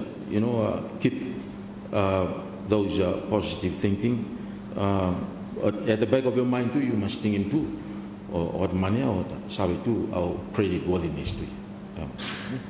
So do first thing first, fix our backyard, cleaning up good before you go out. In the meantime, I think where our donors have support and confidential Yumi, I think there are modalities where donors actually have a lot of trust for Yumi. One, the provincial government, one PCD, PCD one some years ago, Yumi established Yumi. I think it's one that has actually grown to actually gain in confidence with the donors. And most fundings are going through there too. Interestingly, even climate change funding are going through them instead of environment. So environment, you try to look at model blog there. I think they are doing very well. We have model agriculture that is coming up. I think we need to encourage all of that to happen. Growth is what should be in our thinking. How do we grow our economy? Thinking Lumi, we have to go by innovative growth now. That's the narrative that we should be talking about. Innovative growth. Neoclassical thinkers will always tell you the difference along what now the foundational thinkers. Why now? Growth, well, small space lo land no more, but growth can happen. That's innovation. Technology. Fertilizers have coming. So no matter how many years they have been farming the same land area no more, but them continue to improve because of innovation. So I think we should be thinking and talking innovative growth. So, Mr. Speaker, like you Mr. sharing before here, Samal Department I think you need for readjusting or Chamal too. Somehow the Ministry of Commerce here or Minister of Commerce there, you take a more internal affairs now. Yeah, you better turn yourself into Ministry of Commerce, Technology, Innovation, or something was saying, so that it drives new thinking. Opening up new opportunities somewhere. Emna kain tinting ating im sudaren. O chamala oda administrative traditional institutions that im garam lo you take mo kitum golong sambe banole mo ta sambe. Let's think more innovative now. We need a new Ministry of Technology, Innovation, or something kind of thing now. And I think you will be in a better position to lead it, Minister. Prime Minister, that's just something no more to think about. Because, you know, as we approach 2028, we have to show some, headway, I must say. How not country by we have countries, our neighbors, that have celebrated 50 years of sovereign independence, but are facing a lot of challenge. I think, we can, in some ways, got ourselves on a better ground than what now you may see as the experience in our neighbors say. So we need, the narratives of innovative growth, and now what you may need to do. So we need to choose the right pathway. Yesterday I had others spoke about, me quite agree too, maybe sometimes, living in somewhat mineral layer. So if it is not doing us good, instead of we pushing level into it, and then we will end up somewhere down, the pit. I think we stop a little bit, yeah? I think we all reminded ourselves of this resource scarce syndrome. Yeah, these are all well theorized, I must say. The whole theory of Dutch disease, where basically, it wasn't well prepared. It created, sudden demand changes in the economy, and eventually, when resources got depleted, they were down. Emotion. I want you to read this book, The Bottom Billion, Emotion. And it's a clear description of what has actually happened in all the resource-rich countries, Emotion. Very much endowed with natural resources, eventually found themselves down the pit, Emotion. Below now, the bottom, Emotion. So let us be reminded. But if we chose to go down and aggressively push for the pathway along extractive industry, I think we need to anchor it on some better international regulatory arrangement. So the minister's idea that Prime Minister, I thank you, both of you, Prime Minister and Minister, for us to get ourselves affiliated back into EITI, I think that's a way to go. Our donor partners are willing to really come forward and then help him. System law Australia is different. They have gone aggressively into extractive, because of geopolitics too. Not entirely because of that, but I think that's basically how they have been developing, and so far they've done it very well. You need to little bit take a pause no more. I think it would be to take a pause and then let's assess it, possibly the first half of next year. How are we going? And I'm sure that you have a very able Minister of Mines, Minerals, that have already been thinking about this. Just a reminder no more of that one no more. Resource scarce syndrome. Please let us not allow ourselves to fall into that situation.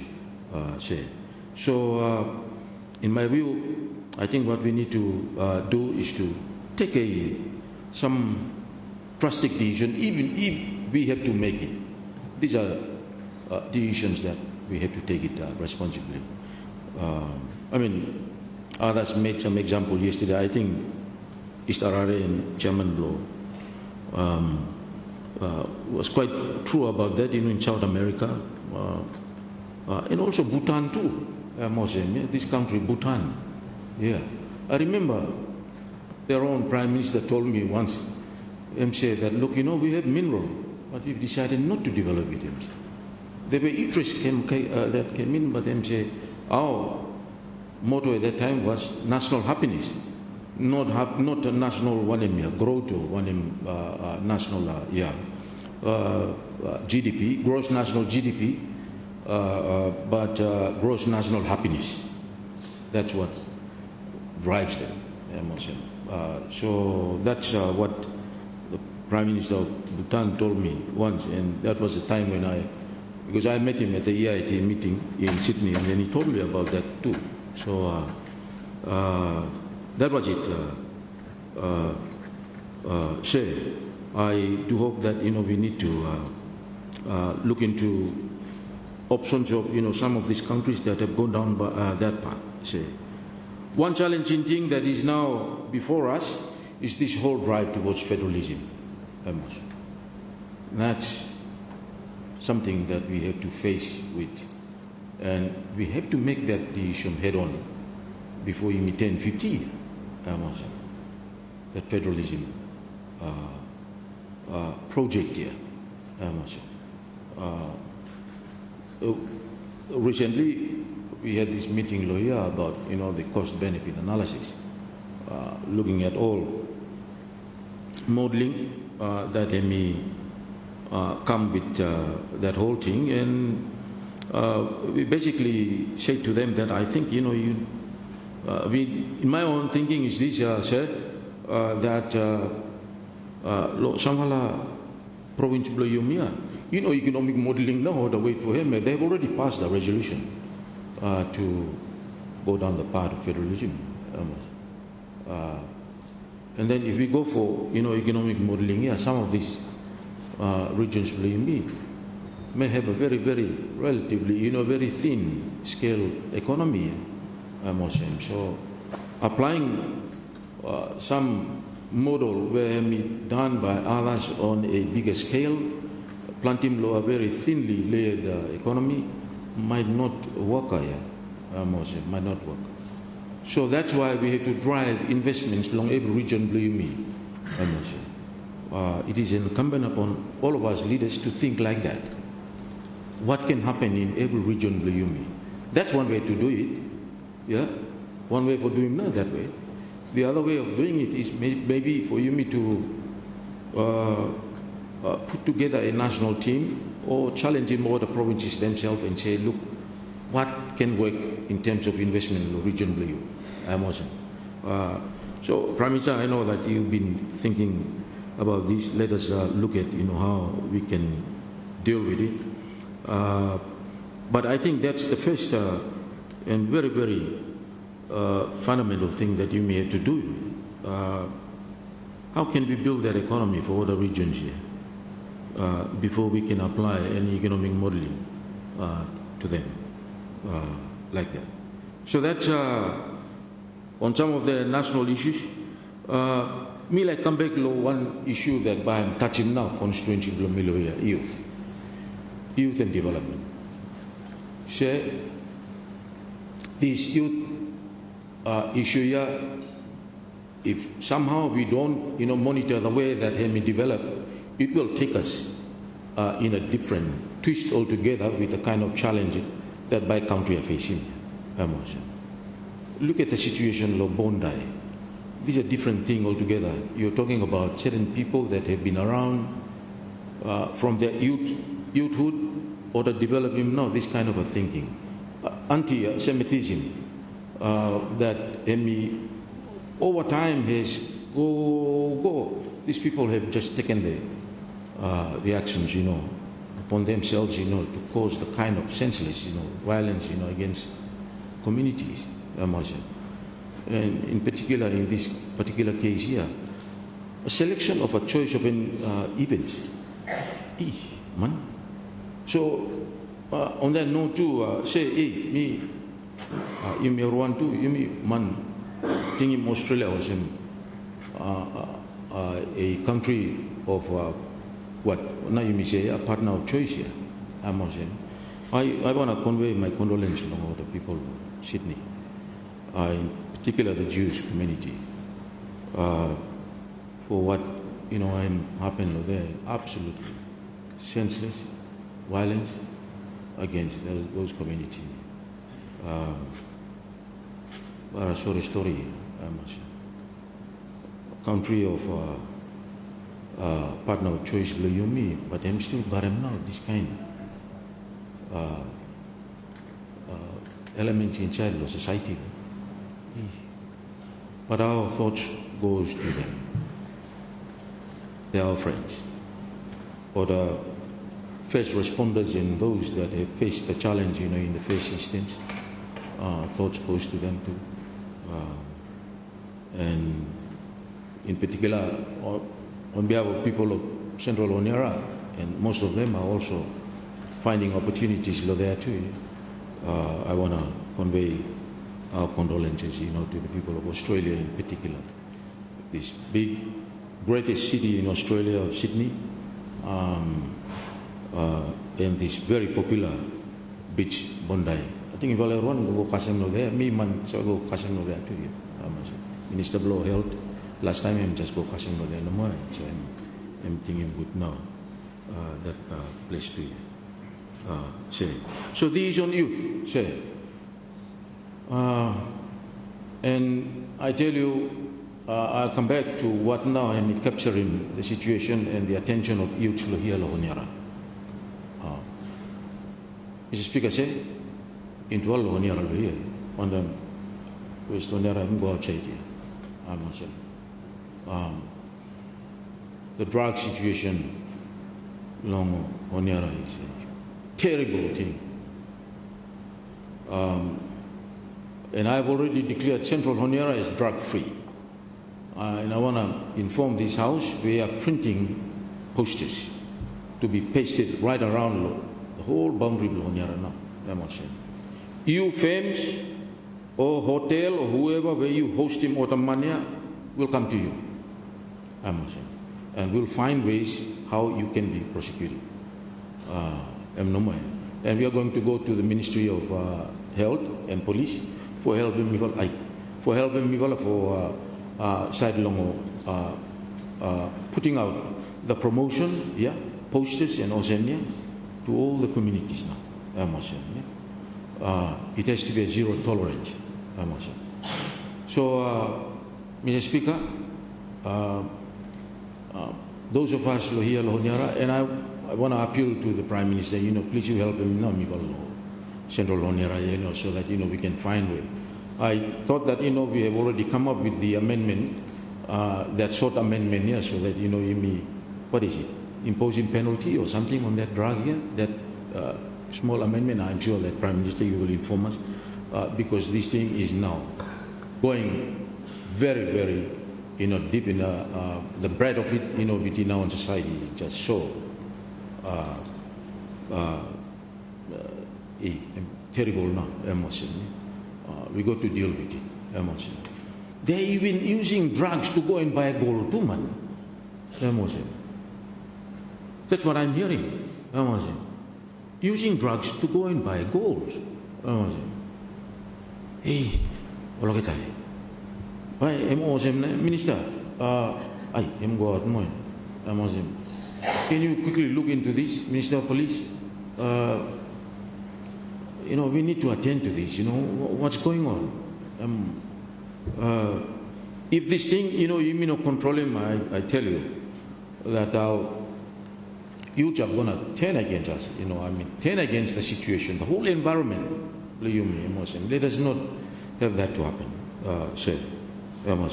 That is why we have recommended in our report that we give some resources to the Ministry of Youth. Let's look at possibility of some, mid-term review or quarterly review next year on our resources, our fiscal situation, and then you may give him support for that. But we did recommend, I'm sure Prime Minister, you will be able to tell us the idea of this national summit here, so that we can bring, in particular, the youth, the children, and other issues, together. And then from there, we can raise the kind of a situation and platform for you to foment him, kind of a national approach going forward. And it will have to be a multifaceted kind of approach. Education, health, policing, and other opportunities too. Of course, there are resourcing in agriculture and other areas, gearing towards youth. But we all know sometimes, all of these are set with certain criteria. I think what we need to have is that something that will build a bigger, a wholesome kind of an approach for youth capacity building. So, I want to thank you too for Prime Minister. I really want to thank you and the Minister for supporting the National Youth Center. This is a drive that we have driven from the Eben, Lohia Law Center, because you said the concentration of youth and the level of their engagement. So why don't we have this National Center here with, a more well-developed kind of a program, enterprising, to better upskilling educations and so forth. Minister just tell him normal that order would him now contract for the design. I think I will talk to the HCC for order and give him no space. Speaker, you help me too. Make me talk about the HCC. Make me no rao and then into all. This is good for the youth, and I hope that the mayor is listening right now for our youth for tomorrow, the citizens of tomorrow. That's how I just want to anchor my support on this motion,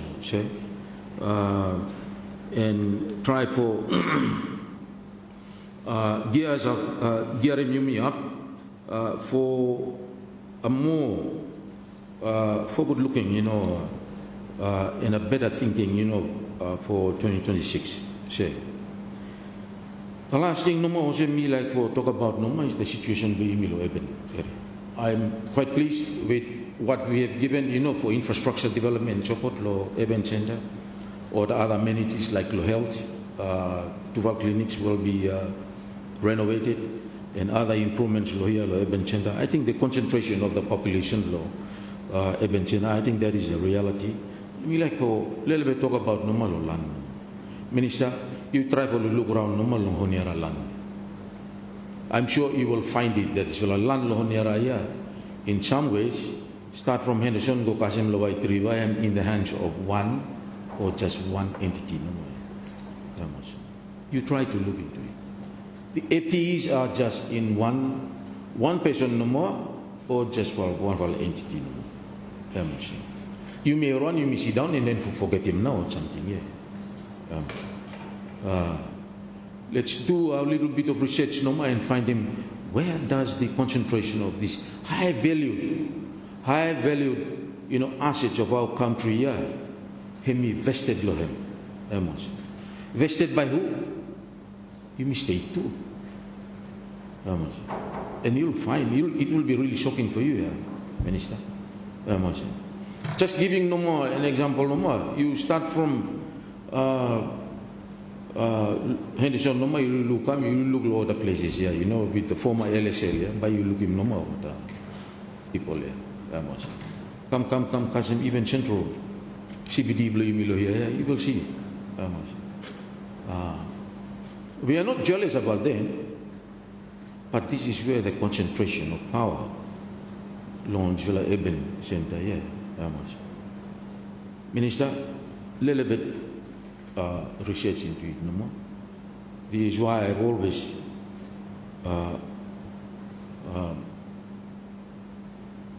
talk about this capital gain here. Because the main gist law, taxation law country on income, it is not on capital gain. So you try to look into how we can. Minister of Finance, I think you need to think around in this one here too. But the fact that the concentration below these assets here, very, very high valued asset below country. I mean, if you look at the high valued assets below country, you won't find it along with other provinces here. Possibly Longo, Noro, and Osemia, but it is here, concentrated here, in the form of real property or the real estate. And by you, this is quite a very, very. You ngolo tonga, baba you looking at these things you have invested the state here, or even the Fiji, they're very strict about it too. So loya hemna even start Tanawatu to come down to you. Then go Kasem Nalo, White River. So just do a little bit of research on that one, And I know that, you have always been, thinking about this. Let's make some positive thinking how we are going to see fairness to our people. Lastly, say, on a note for this motion here, it's also about Onyara, how we treated the Tandai people. Ini gorau wanda modlo pongulai. Then you may come, you may know, think about all the situation here too. Remember for East Churchill spoken about, it's a kind of a restitution, a kind of a policy approach, land law here, which is quite true. Yeah. I think this is a very best example of a situation that we can institutionalize it. Why can't the government sponsor him now? Zero transport people Tandai and give them some respect.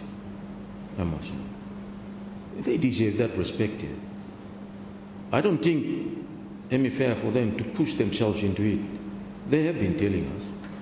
But if government had taken the responsibility to show that, I'm sure that, the people of Tandai, will have, and even the broader Gorakanal and the related associated tribes that are associated with the various regions along Guadalcanal will be really pleased with that, Minister. So bring that forward, You want me to do him development lo Mamara? And started lo Samfal lo Mifal too in the past. We failed on that. But I think, there is a way for you to rebuild that again. You mean allow more the man to come borom selen lo here then. Take him come out of material and no more can be built him no more out of 2-inch post house here. Man will walk about low on top by house here and the dance was too. And then we ended up giving them millions. When in the first place, we don't even know how much money they actually repatriated out of the country to buy those materials coming inside. That is the first line of consideration that we should have here. Then we turn around and give them money. You will know. So, say, let's think about this trust. Build him up. Give it to them. And in that regard, I pay my respect to past, present, and the future generation of Tandai people. Because Honiara will continue to be here, so we need to deal with them. And in the same way that we deal with them, that will set a good example for what other parts of the country blame. The SEZ that you may talk about here. That will set the right foundation for us to deal with the SEZ situation too. I just want to end my note no more with that situation no more, Tandai. But let me come back to my original message. I was quite pleased with all the calls that and very eloquently, presented call from all of you since yesterday, and today. Let us embrace our country. Of course, it's going to be a very challenging year next year. Dual message no more, me leave him know that 1 year. Manage our fiscal situation going forward. Put in resources for the first 5-6 months, then he may go forward. But this is the nature of a country that he demand driven. Demand side of the economy and drive him now wider the gap here.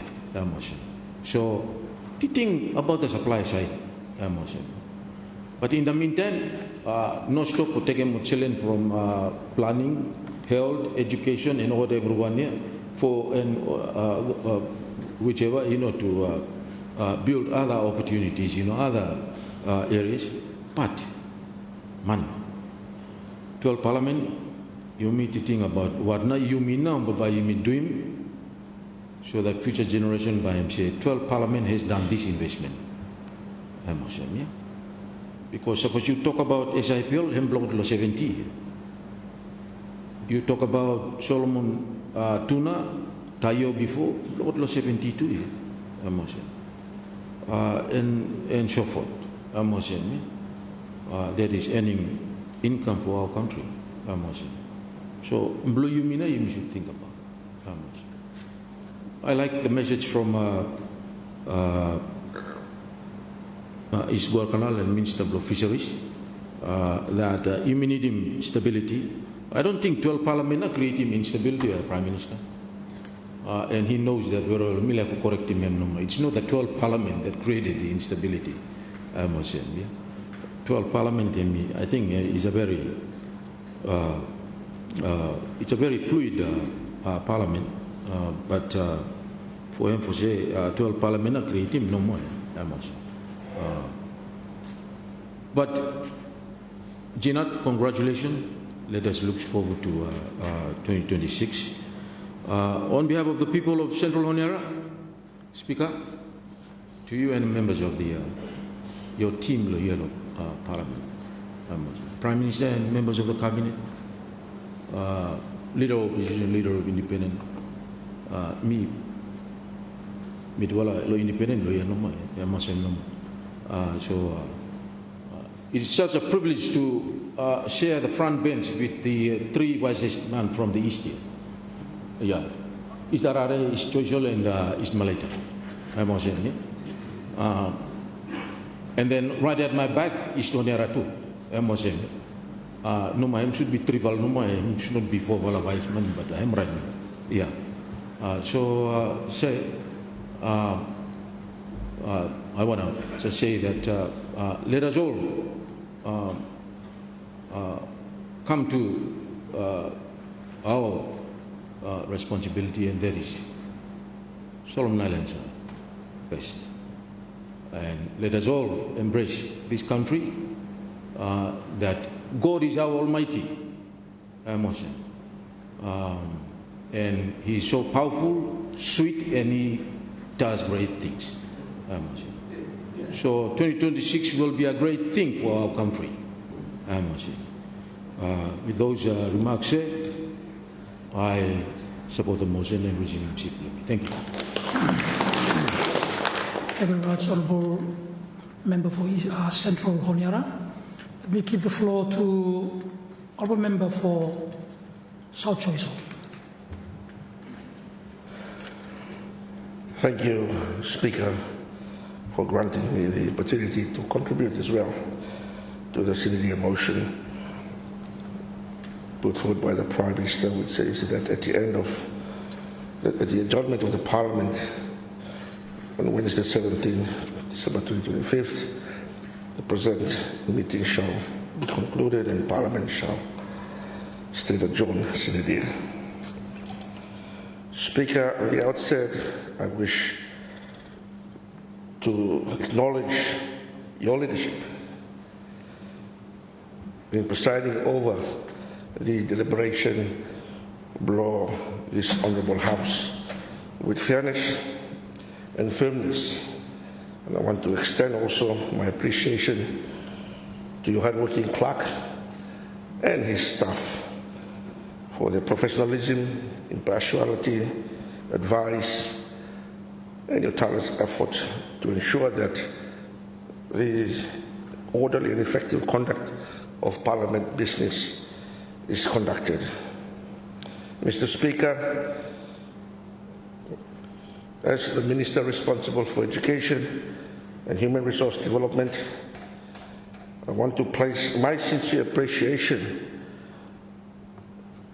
on my senior leadership or management team including my permanent secretary, the senior management team, the heads of division, managers, and all the staff of my ministry, the Ministry of Education and Human Resource Development, for their dedication and strong work commitment throughout this year, 2025. This year has required a careful balance between reform and continuity, ambitions and fiscal discipline. Despite these pressures, the ministry has remained focused on strengthening quality, standards, and accountability across the entire education system throughout our country.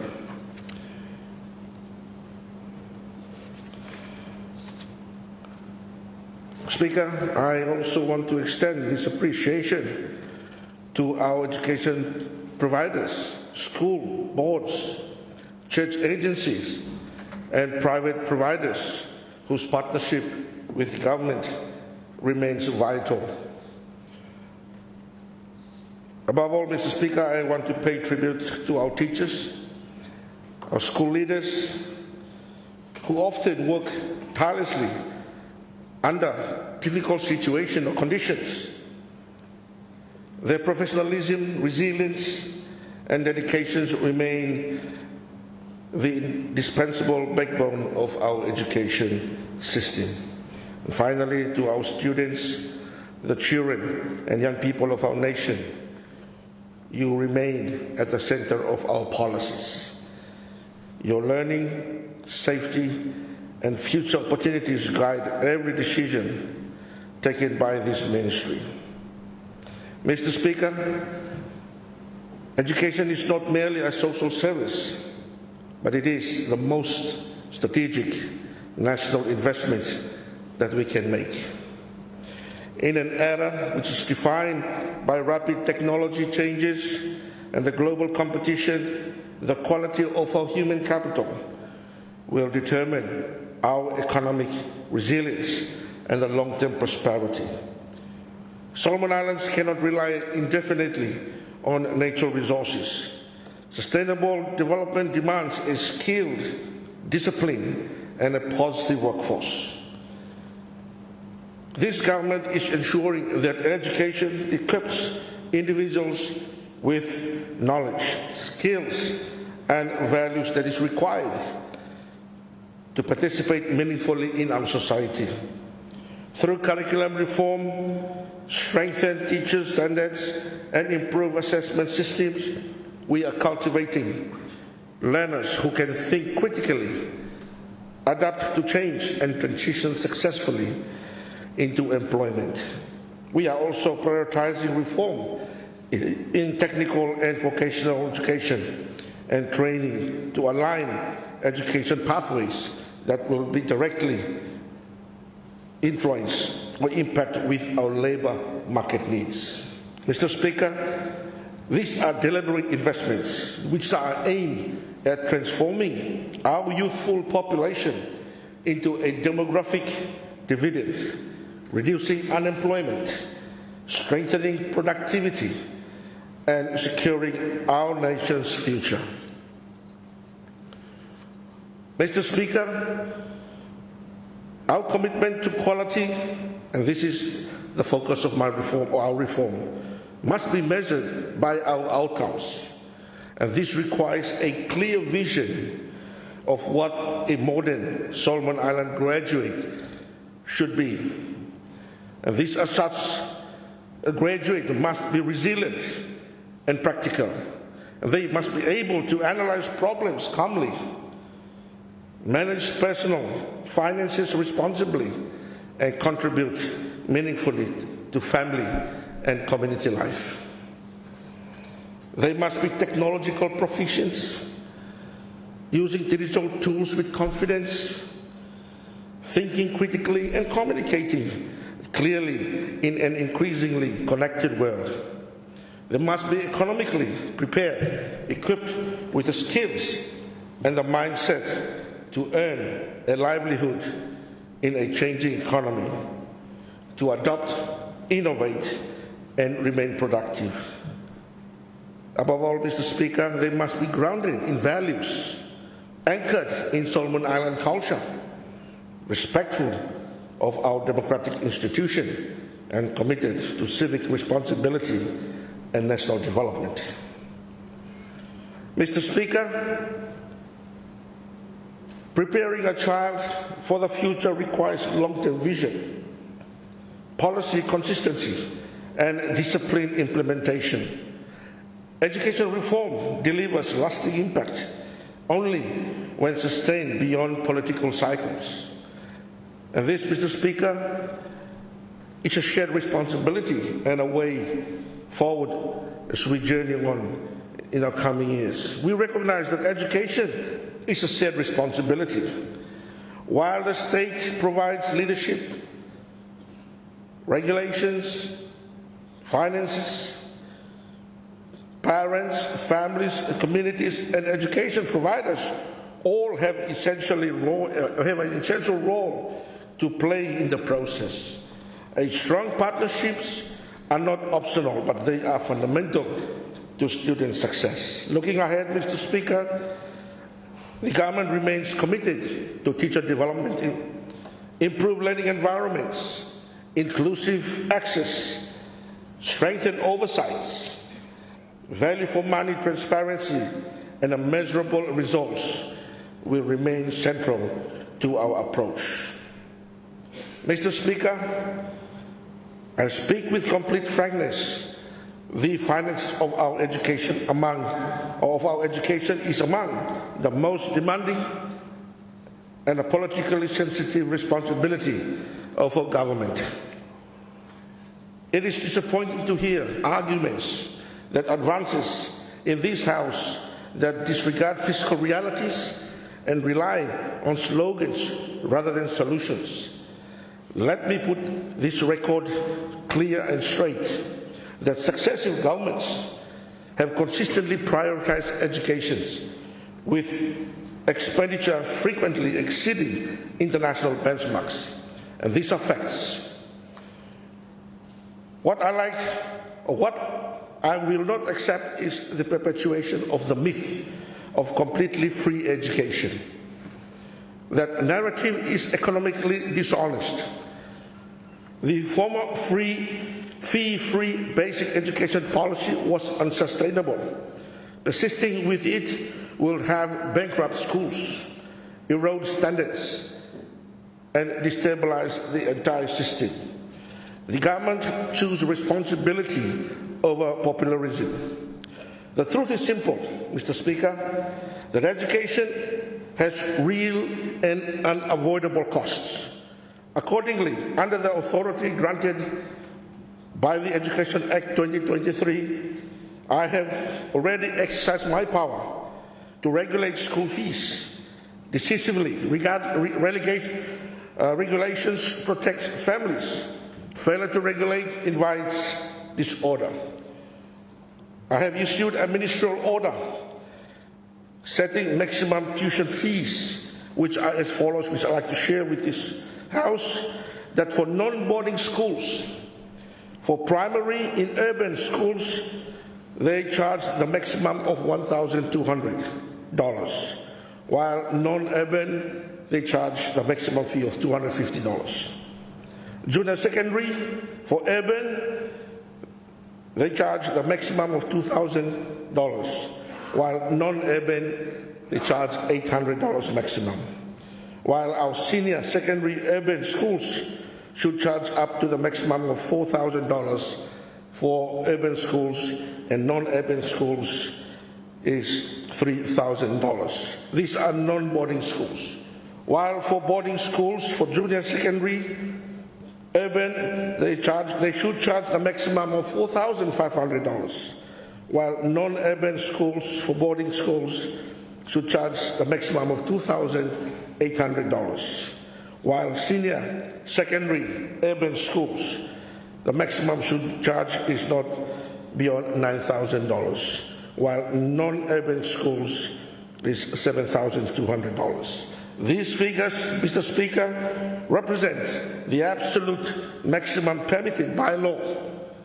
Any school charging beyond these limits is in direct contravention of the ministerial order, and this government will not shield offenders.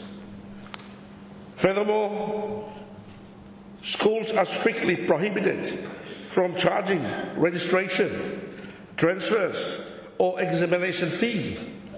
No child should be excluded from education due to temporary financial hardships. Compliance with the law is not optional. Parents and guardians are encouraged to report breaches directly to the Permanent Secretary of my ministry. The Ministry of Education and Human Resource Development officials are instructed to act immediately and will have my full political backing. My ministry, Mr. Speaker, has also have a plan to review the grants that are provided to schools and education providers. And this is in response to the prevailing circumstances, including rising costs and inflation, and the overarching need to ensure that grants funding is adequately to support the smooth and effective operation of our schools.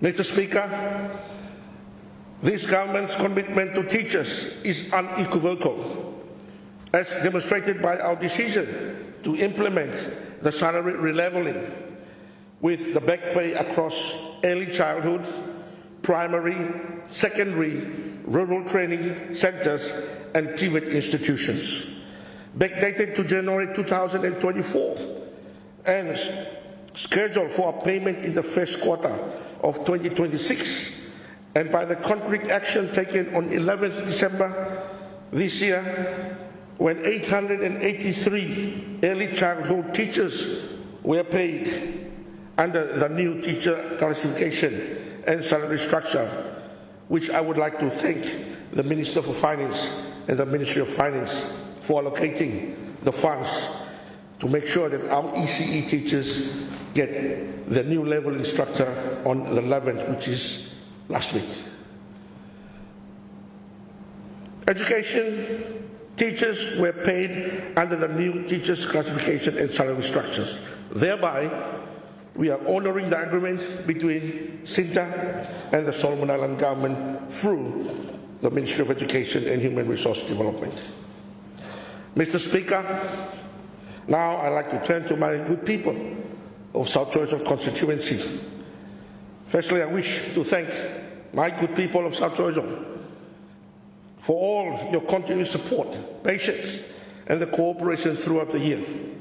I wish to extend my heartfelt appreciation to our chiefs, our village elders, for your wisdom and guidance, to our church leaders, for your spiritual leadership and prayers, and to our good women leaders and women groups for your tireless commitment to make sure that our family and community are well looked after. And to our young people, our youth and youth groups at the constituency, thank you for your energy and your contribution into community development. And to our children, for whom there lies our hope for the future. Your understanding, encouragement, and the support mean a great deal and will strengthen our shared commitment to serve and to work together for the common good of our constituency. On this note, Mr. Speaker, I also wish to inform my good people that the continuation of our distribution of our implementation plan for this year, 2025, will continue into the festive season and into the next quarter of next year to make sure that our plans and our progress in implementing our programs is achieved according to what has been planned out for our constituency. With that, I wish to thank you again for your continued understanding and continued support and cooperation. I also would like to make a call also as well to my good people of my constituency, also to our Solomon Islands, the nation of Solomon Islands. As we celebrate the Christmas and the New Year season, I would like to encourage everyone to show respect for one another and to uphold peace and harmony in our various homes, villages, communities, and province, and even constituency. And let us celebrate responsibly with love and patience and understanding, and to avoid any actions or behaviors that may cause harm, disorder, and unnecessary during this festive season. I kindly urge all our people, especially our youth, to refrain from any unwanted activities that will sabotage the spirit of this festive season. Let us respect our laws, our leaders, and one another, and ensure that our celebrations reflect the true values of Christmas.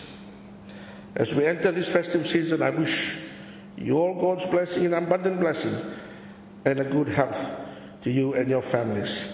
May the coming years be a prosperous one as we fulfill the new opportunities of our people and our commitment going forward.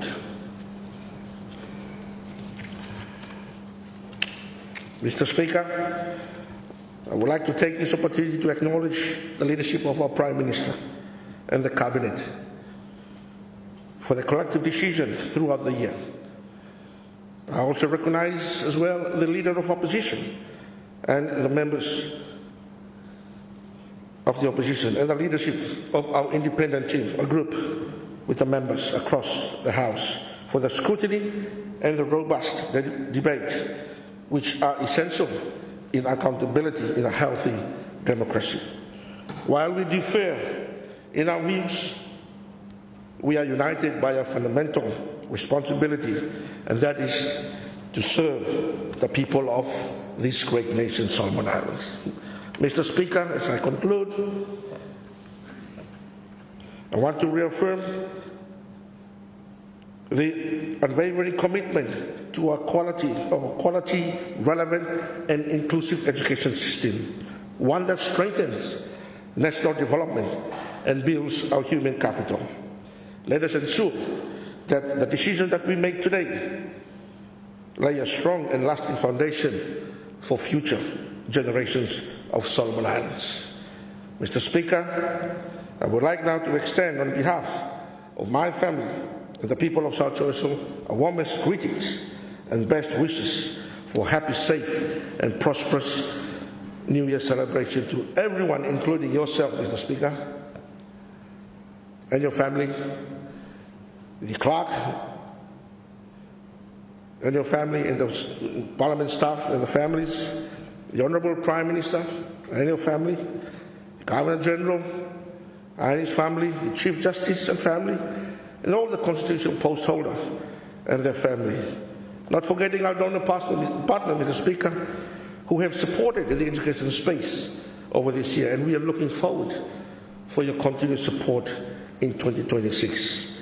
And once for all, I wish all the people of our great nation, Solomon Islands, a Merry Christmas and a Happy New Year.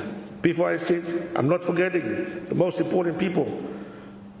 Also, I would like to wish the 50 members of this constituency who are sitting here in this house very special Christmas greetings to all of you and your families. May these festive seasons provide a time that you will reflect with your family and to celebrate on the true meaning of Christmas and its significance. As we look forward for 2026, let's renew with strength, wisdom, and commitment as we continue to serve our people and our nation together. May God continue to guide and bless our deliberation and bless our beloved Solomon Islands from shore to shore. Thank you, Mr. Speaker, and I support the motion. Thank you, Minister for Education and Human Resource Development. Okay, by making this opportunity, Law Minister for Commerce, Industry, Labour and Immigration.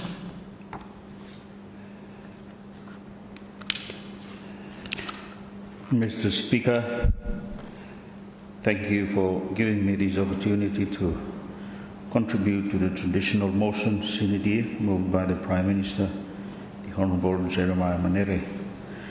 In doing so, may I first take this moment to acknowledge the transcendent of God's grace and mercifulness. Sir, the humble birth of the life of Jesus Christ demonstrated God's immeasurable love and compassion for humanity, offering a free gift, grace and mercy to us rather than condemnation. Merry Christmas and joyous season greetings to you and your family, Mr. Speaker, sir. Sir, allow me to just briefly highlight key achievements and successful initiatives by my ministry as undertaken during the 2025 financial year. I intended to present this during my budget speech, but due to time constraint, I decided not to. But my officials, sir, requested and urged me to at least, present something through this motion, because others says that Angaman or do you anything no more. But of course, my ministry, sir, also contributed to providing services and development, particularly in the areas of private sector in our country. To begin, Mr. Speaker, sir, the Immigration Division plays a vital role in border security by ensuring legal entry and exit from the Solomon Islands in its implementation of the Immigration Act 2012 and delivering border protection services. The division successfully achieved the official launching of the electronic border management and online visa system on the 28th October 2025. The Solomon Islands took a significant step forward in modernizing its immigration services with the launch of the country's new digital border management system. The border management system is a major milestone in our journey towards a modern, efficient, and secure border management system for the Solomon Islands. Second, official launching of the Immigration Strategic Plan 2025 to 2035, 10 years plan. The strategic plan unpacks the ministry's vision for attaining immigration excellence into manageable, realistic, and measurable targets, and consolidates the ministry's response to the National Border Strategy and the National Security Strategy. Third, official launching of the immigration new website for online visa applications. The newly launched immigration website and online visa application system was put in place to modernize and improve the country's immigration and border management services.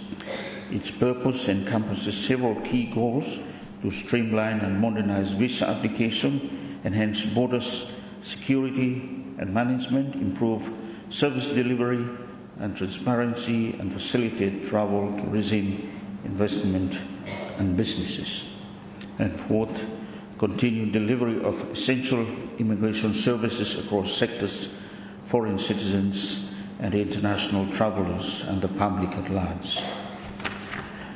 So, the Labour Division in the Solomon Islands plays a central role in regulating employment, protecting workers' rights, and promoting fair and productive labour relations in the country.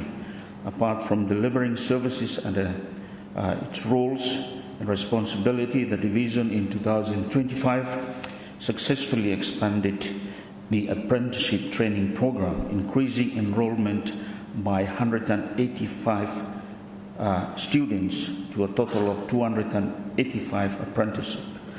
Most encouragingly, all 285 apprentices have been successfully placed across a range of industries. Second, successfully the survey was conducted across all provinces during the third quarter of 2025 on a minimum wage rate.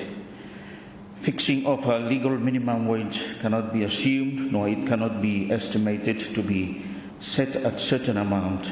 Rather, it requires concrete information based on actual raw data and figures. Equally, setting an evidence-based minimum wage rate needs data on all employment undertaking around Solomon Islands. Following validation, the policy will be further strengthened by incorporating stakeholders' inputs gathered through provincial level consultations and socialization. This process will be carried out during the second quarter of 2026. So, under the value adding and downstream processing program, 35 micro, small and medium enterprises have received support out of the 50 approved applications. These support included equipment and capital investment using 99.9% of the total 2025 budget for this particular area. As a result, sir, these businesses have formalized, created job opportunities and encouraged skills development in areas like food processing and packaging, including seafood, filleting, feed mills, pineapple juice and meat processing, coconut and cocoa value addition, and a youth entrepreneurship innovation program. So in the infrastructure development program, the Kira Kira Cocoa Factory building is 95% completed. A few tasks remain, like plumbing, guttering, minor works, and sourcing equipment. Other infrastructure projects are also progressing well. Under the Economic Growth Centre program, progress has started on the Suava seaweed storage shed. The subdivision and survey work at the Economic Growth Centre project site is 90% complete. So, on a business and corporate division, achievements in this division included one, hosting and celebration of the Micro, Small, Medium International Day in June 2025, the hosting of the Solomon Islands National Business Forum in July 2025. They provided funding support of $5.5 million to Development Bank of Solomon Islands for the Micro, Small and Medium Enterprise Credit Line Facility for SMEs in the productive sector, and fourth, provide funding support of $1.5 million to Central Bank of Solomon Islands on Small and Medium Enterprise Loan Guarantee Scheme to support loan collaterals with DBSI and commercial banks. So while the ministry provides this funding support under the CBSI SME Credit Guarantee Scheme, it is important to point out and remind this House and the public that loan servicing performance of borrowers has been mixed, placing us at the wrong side of regional ranking. To reiterate CBSI Governor's concern, Solomon Islands is among the highest in the region in terms of loan default. Governor Dr. Forau said, we are seeing cases where people take loans and intentionally do not repay them. Some even open accounts in other banks and abandon their debts, allowing the National Provident Fund to take over recovery. This is not healthy for our financial system. So let me remind our good people, debt financing can be very useful when it is understood, disciplined, and aligned with clear business plans. Debt financing allows businesses and individuals to fund expansion or productive investments without giving up ownership or decision-making power. When used properly, debt imposes discipline on spending and project selection, ensuring funds are directed towards viable and productive activities. So, sir, debt must be productive, not consumptive. Borrow only for investments that generate economic and social returns greater than the cost of the debt. Using debt for consumption, recurrent expenses, creates long-term financial stress to families. So debt financing is therefore a powerful development and growth tool, not a problem in itself. The real issue is how, why, and for what purpose debt is used. Debt uses other people's money to build wealth. So when used wisely, it builds prosperity. Used poorly, it creates stagnation and poverty. So I just wish to remind our good people of this country to make sure that when they take on any loan from the bank, make sure that they properly manage it and use it wisely for the purpose of achieving their business objectives. So, Mr. Speaker, sir, the Foreign Investment Division has successfully launched the Investment Solomon website, providing a modern digital platform for investment promotion and information dissemination. The site improves global visibility, enhances investor access to regulatory requirements and opportunities, strengthens transparency, and supports the division's ongoing efforts towards improving service delivery and investment climate. Second, they have developed a long-term investment strategy which sets out a roadmap to make the Solomon Islands a preferred destination for foreign direct investment. Invest Solomons emphasizes key reforms on establishing special economic zones, strengthening investor protection, improving facilitation, and promoting high-value sectors such as tourism, fisheries, agribusiness, infrastructure, and renewable energy. Third, they have successfully advanced the Special Economic Zone initiative through the Parliament, resulting in the enactment of the Special Economic Zone Act 2025 earlier this year.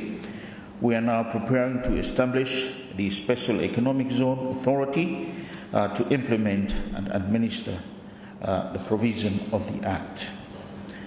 And fourth, the creation of the Investment Promotion Authority by amending the Foreign Investment Act 2005, now the Foreign Investment Bill 2025.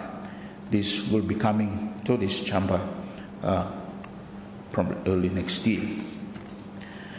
Sir, the Company House so far had registered 667 companies, 2,511 business names, 465 charitable trusts so far. So on the marketing and export promotion, they have achieved the following.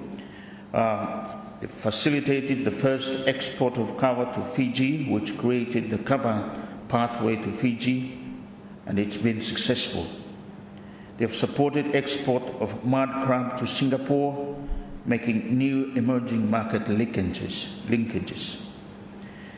They have also successfully led in developing the Solomon Islands national export policy.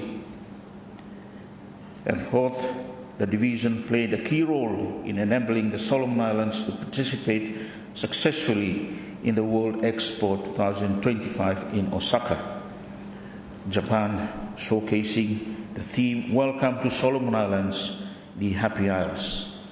Furthermore, it provided support to 3 private sector businesses for their involvement in the China International Export Expo. Additionally, the division successfully organized the annual National Trade Show for 2025, highlighting the country's trade initiatives. Under the copra and cocoa price subsidy activity or project, the division supported 2 exporters by price subsidy to pay for cocoa and coconut during the peak of high price of both commodities, so that they can compete with world market price for the boutique market and value addition to commodity.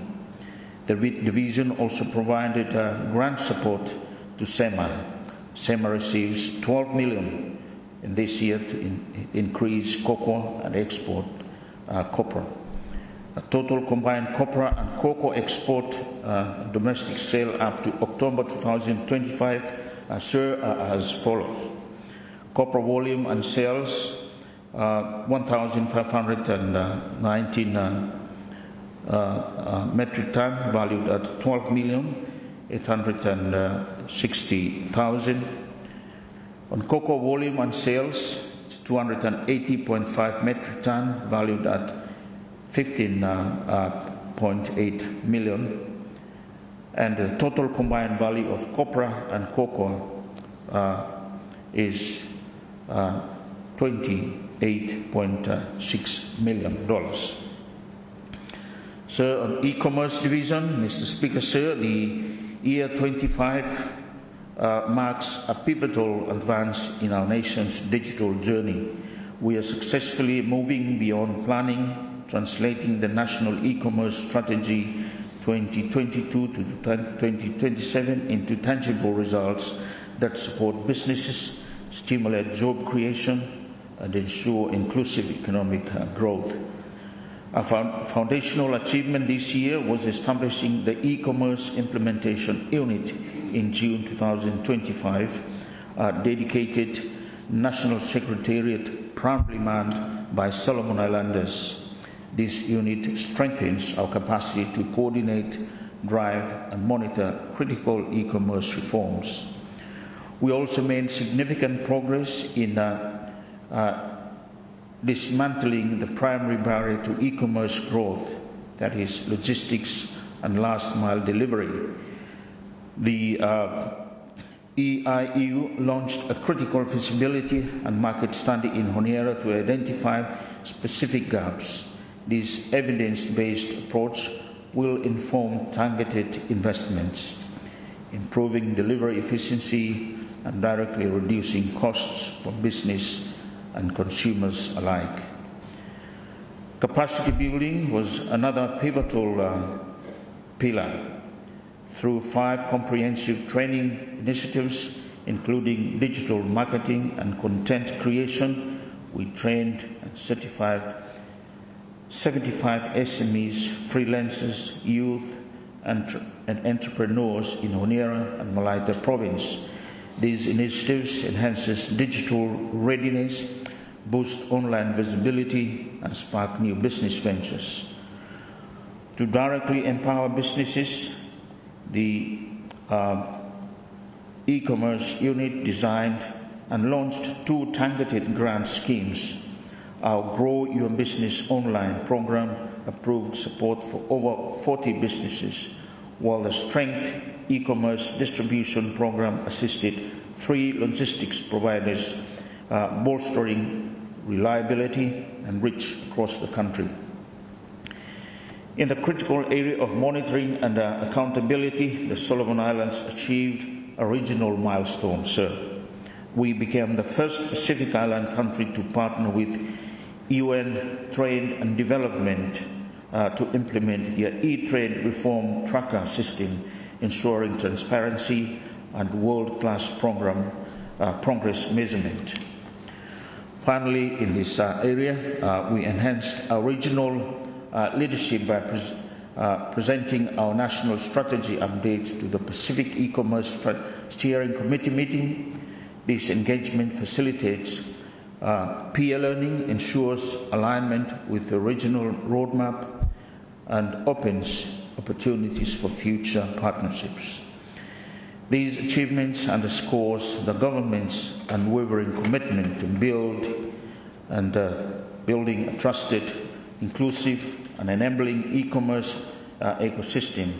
As we look ahead to 2026, our focus shifts to scaling this impact, strengthening partnerships, and ensuring the benefits of e-commerce reach every province of the Solomon Islands. Sir, on the financial aspect in the ministry in 2025, on revenue, actual collection was 43.6 as of 30 November 2025. This represents only 46 of the actual budget as of 30 November. And this needs further investigation as to how the estimates was arrived at, or how we can strengthen compliance in ensuring that these revenues are fully collected. On the recurring budget, actual expenditures as at 30th November 2025 is 52.3 million. This represents 78% 8% of the actual budget, excluding the commitments. On development budget expenditure as at 30th November 2025 is 27.7 million. This represents 56% of the actual budget excluding the commitments. The total budget, recurrent and development expenditure as at 30th November 2025 is 79.6 million, and this represents 69% absorption of the total budget on 2025. So this, I believe, is a very good result for the Ministry of Commerce this year, despite the challenges and hindrances we faced during the implementation of planned activities and processes. So I therefore wish to thank my Permanent Secretary, Deputy Secretary and Directors and the entire Ministry team for their leadership, dedication and innovative skills in ensuring the work plans and programs of the ministries are implemented. This juncture, Mr. Speaker, sir, may I also acknowledge and thank our Prime Minister and the Cabinet Ministers, and as well as our backbenchers, sir. We have all demonstrated firm leadership and effectively steered the helm of our nation. The government has faced a challenging year marked by unexpected turbulences and probably political aftershocks. Despite these difficulties, we have remained resolute and focused on our responsibilities. I believe that our resilience stems from a common interest that binds us together: the national interest, the welfare of our people, and the strong desire to see Solomon Islands progresses. So, also this juncture, may I recognize the opposition and the independent group for exemplifying qualities of being a formidable watchdog in the history of our country. Through the shrewd scrutiny of the bills and on the performance of the government, they have kept the chamber on its toes and skillfully engaged the public as well. So much so that even if the government may perform good in several areas, sir, government can still be considered as being negligent sometimes. Lastly, sir, and by no means the least, may I thank the patience of the good people of my constituency, the Northwest Western constituency, and the tireless effort of officials of my constituency office in administering the CDF. Delivery of projects and supplies has been very slow in 2025. The last batches of supplies for 2025 will have to be distributed perhaps in January 2026. However, be rest assured that the projects and supplies, including housing material, canoe, and OBM, tanks, tools, etc., will surely be delivered to the intended recipients. In conclusion, sir, allow me to join the rest of the country in according Christmas and New Year greetings to our nation. To our Governor General, David Tiva Kapu and Lady Kapu, Honourable Speaker, and yourself, to our Prime Minister, Jeremiah Manele and Manda Manele, Cabinet Ministers, and all MPs, Chief Justice and Judges, Provincial Government MPAs, all public servants, including doctors, nurses, teachers, and police officers, all officials of SOEs, our development partners, all investors and business houses, leaders of all our denomination, and all good people across Solomon Islands, right down to the farmers from your mission. May the good Lord bless and sanctify all of us as we celebrate a joyful Christmas and look forward to a prosperous new year filled with peace and good health. With these remarks, I support the motion and resume my seat. Thank you. Thank you very much, Minister for Commerce and Honourable Member for North West Choice. I think time limit may go finish now, so I will now suspend debate and resume at 2 p.m.